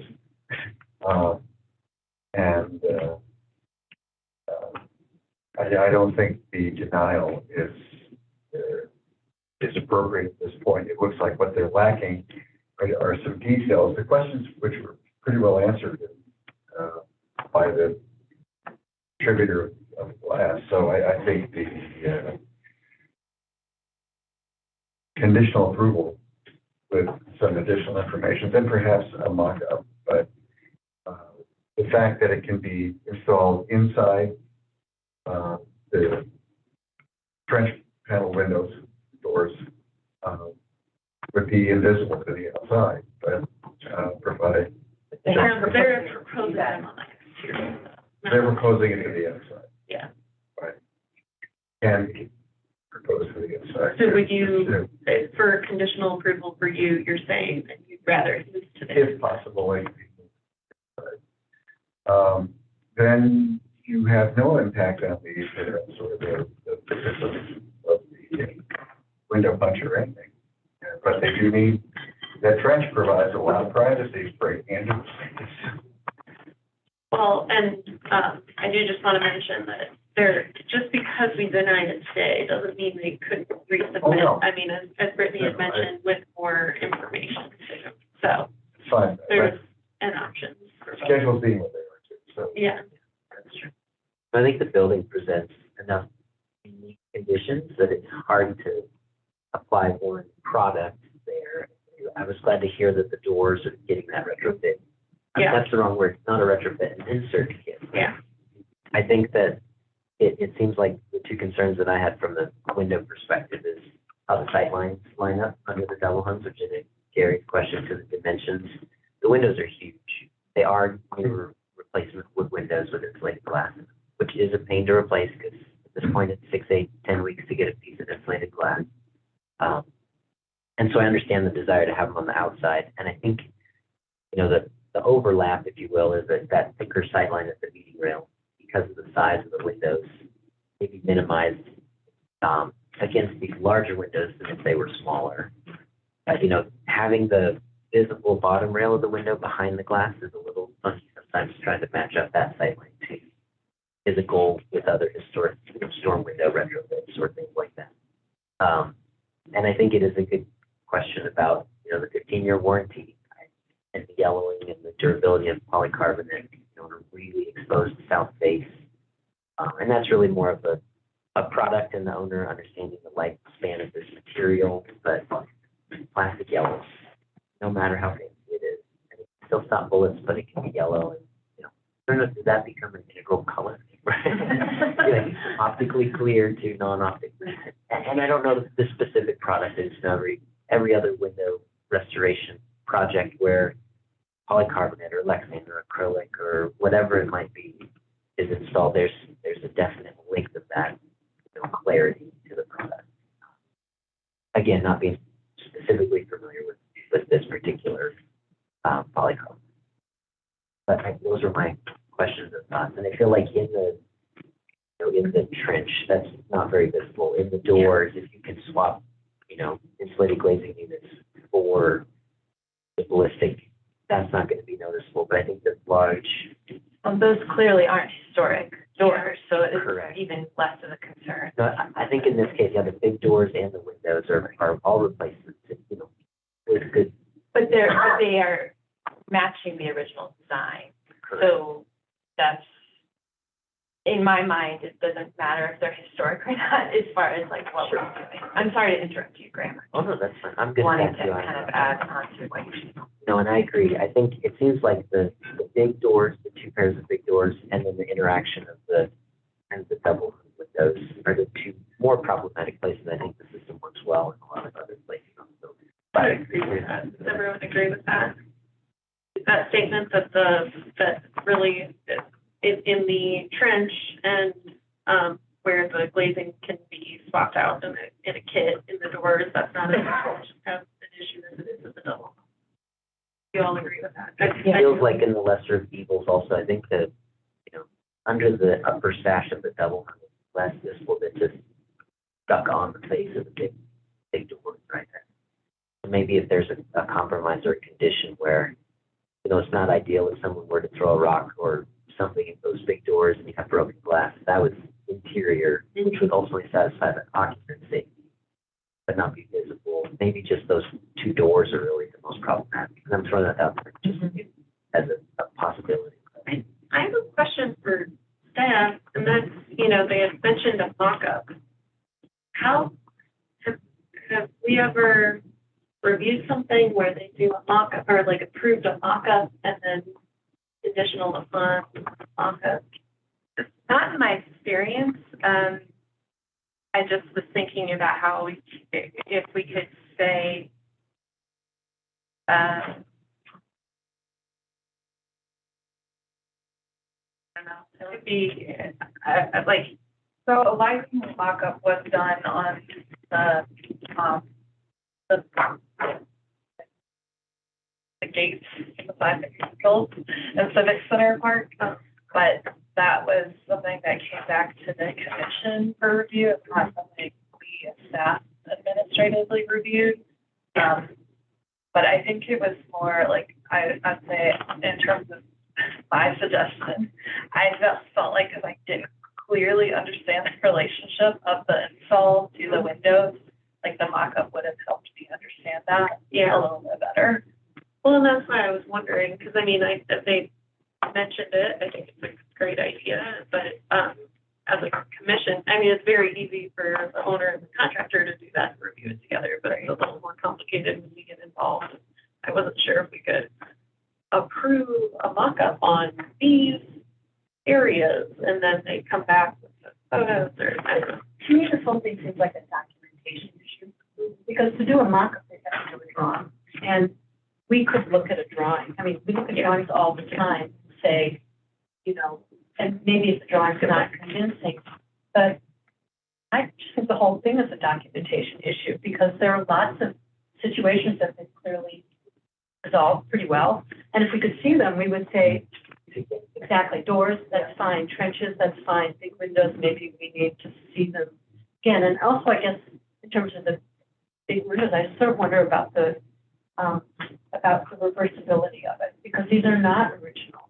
Who's to say that that they won't come back in 10 years and say, we're going to put in new windows that have integrated bolts with glass, and that would be a different review process. Do you know what I mean? It's not as if we're looking at the original one. So I feel like they would, you know, I feel like once, if timing is an issue, I would personally would we consider continuing, giving them a continuance to actually document all the really great solutions that they thought they had, and then maybe some of that could be approved, maybe not all of it, but at least it would give them the ability to move forward on some of it. But I say to them as a friendly comment, I'm sort of interested in things that could be reversed so that original material is not being doweled into.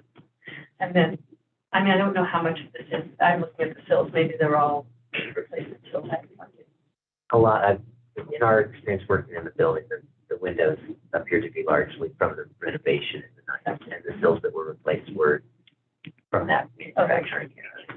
So I want to clarify my comment earlier of like, it didn't matter to me that the windows were replacement windows. In that sense, it does. What we're talking about here as far as like material and how it's being fitted into it. I guess I just meant like design wise, how it's being applied is kind of, I don't. So just wanted to clarify more for the public. I think well, probably understood what I was getting at, but. And so many of these windows are clearly character defined. Exactly. And their detail is very much part of the character.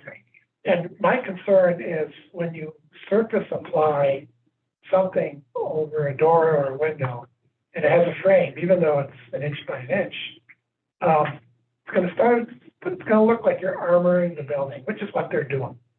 And it's not an elegant solution, and this building deserves an elegant solution. That said, you know, there may be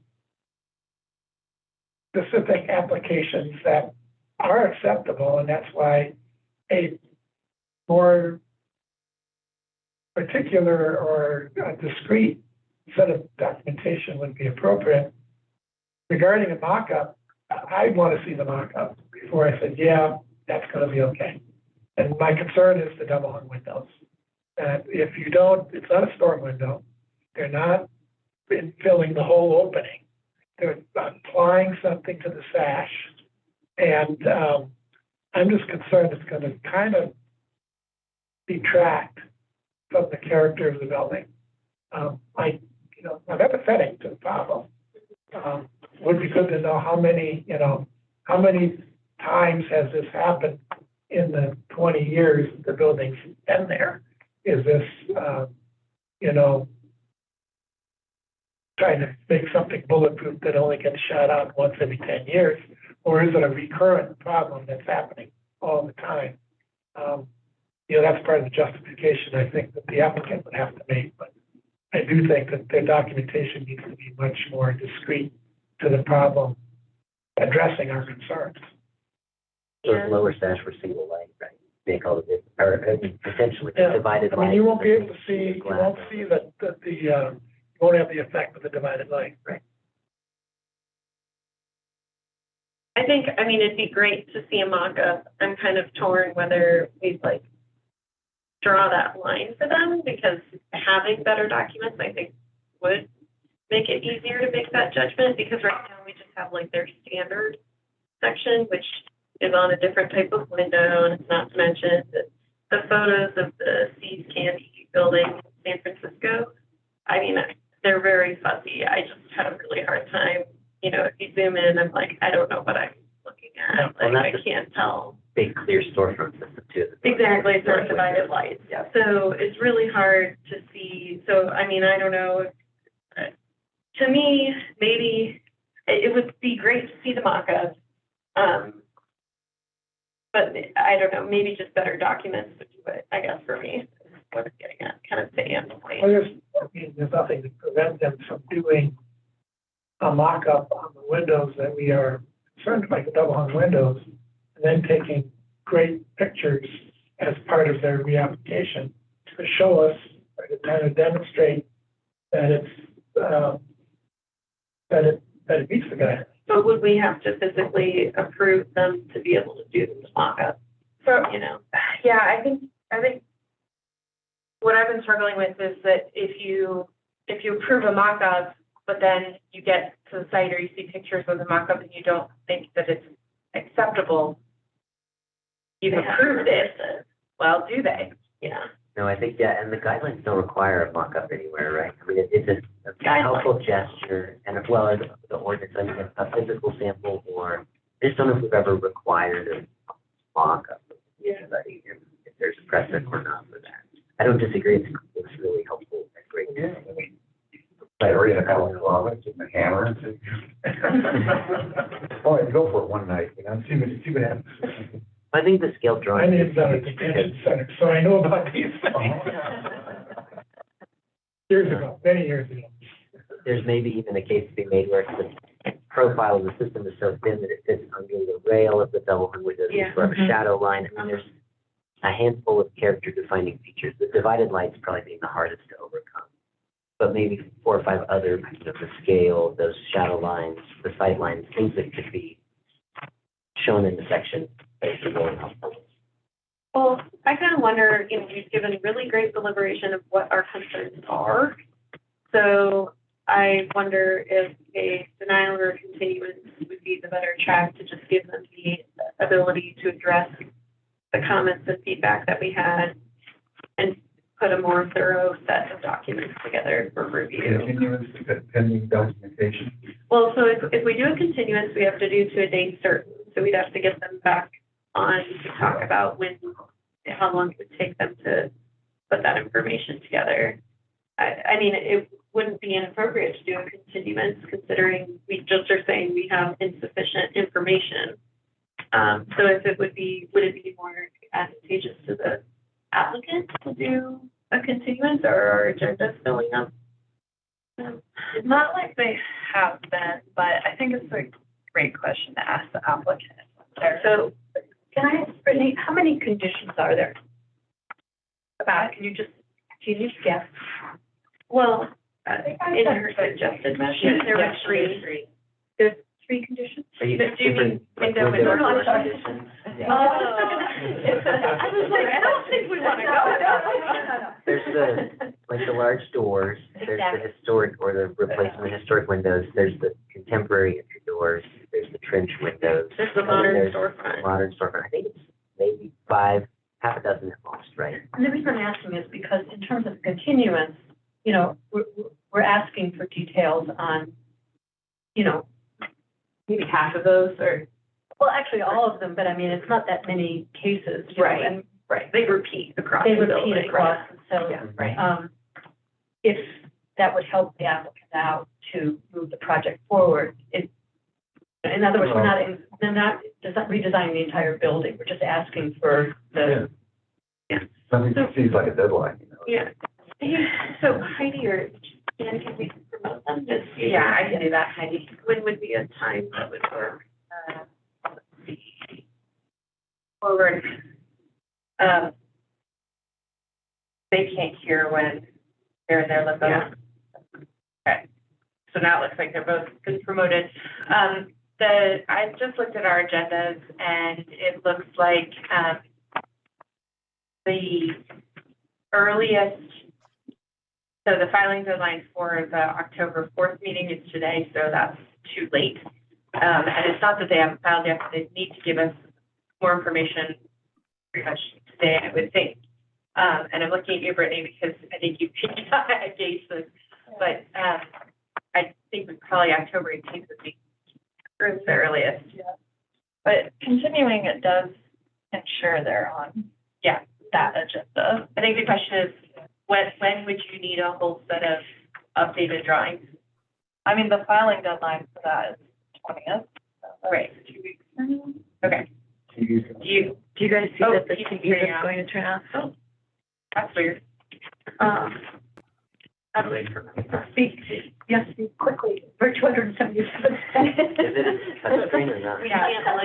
We can't change it. Oh, it says press OK to keep. I was saying, is it a touchscreen or is it not? Oh, no, there's a remote. It's a remote, okay. Okay, sorry, everybody, you can't see this, but our TV was almost gonna turn off on us. So, thank you for joining us again. You heard the solution. So we were thinking a continuance might be appropriate so that you can put together these supplementary, materials we're looking for to make a determination. So the earliest we could get you on the agenda would be October 18th, but you'd have to submit materials by September 20th in order to do that. Does that give you enough time?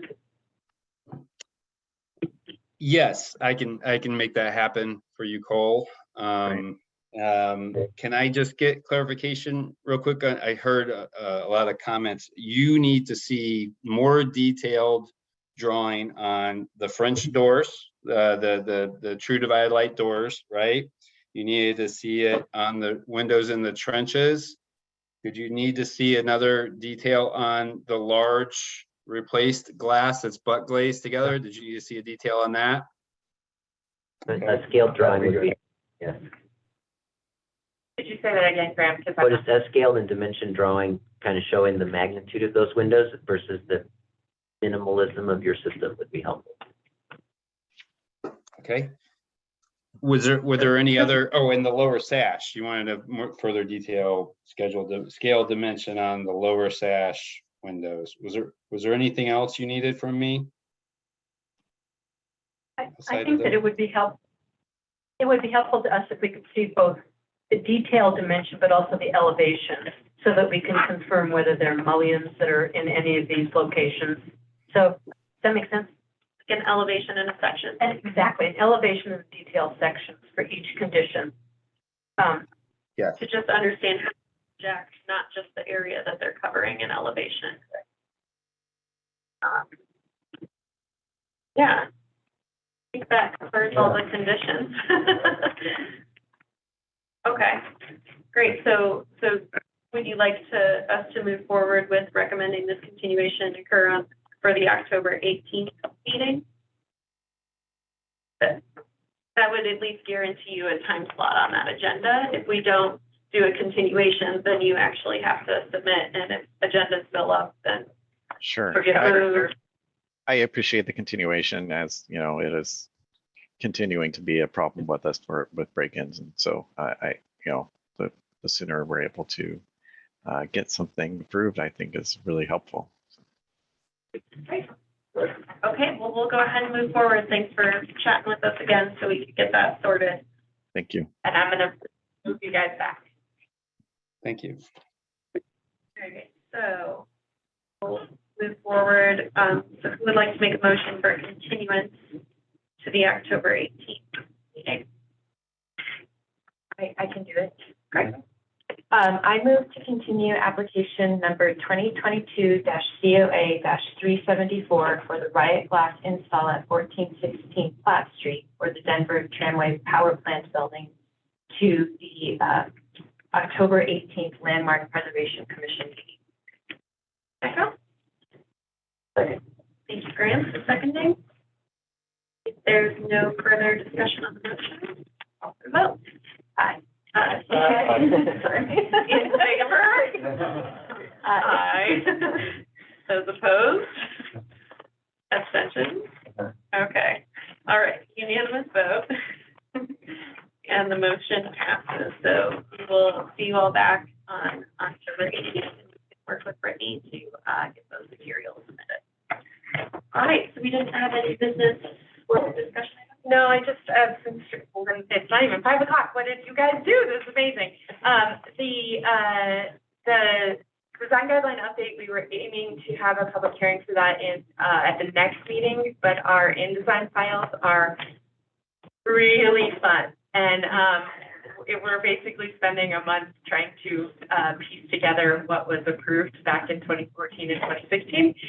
And so we have the text, we just don't have the documents. So we're aiming now for October, probably October 18th. Might be the first meeting in November, but just putting it out there for the public, but also putting it out there for you all. So if you have any questions that come in about it, that's what we're aiming for. And that's why it's really just a technology, like a organizational issue and laying it out, because we need you all to adopt the layout in addition to the content. So, have fun with that. That's right there, Maslow's hierarchy, editing someone else's copy. Okay, great. I will complete at 4:50 p.m. Yeah. Thank you. I never used it before pandemic. Do I need it?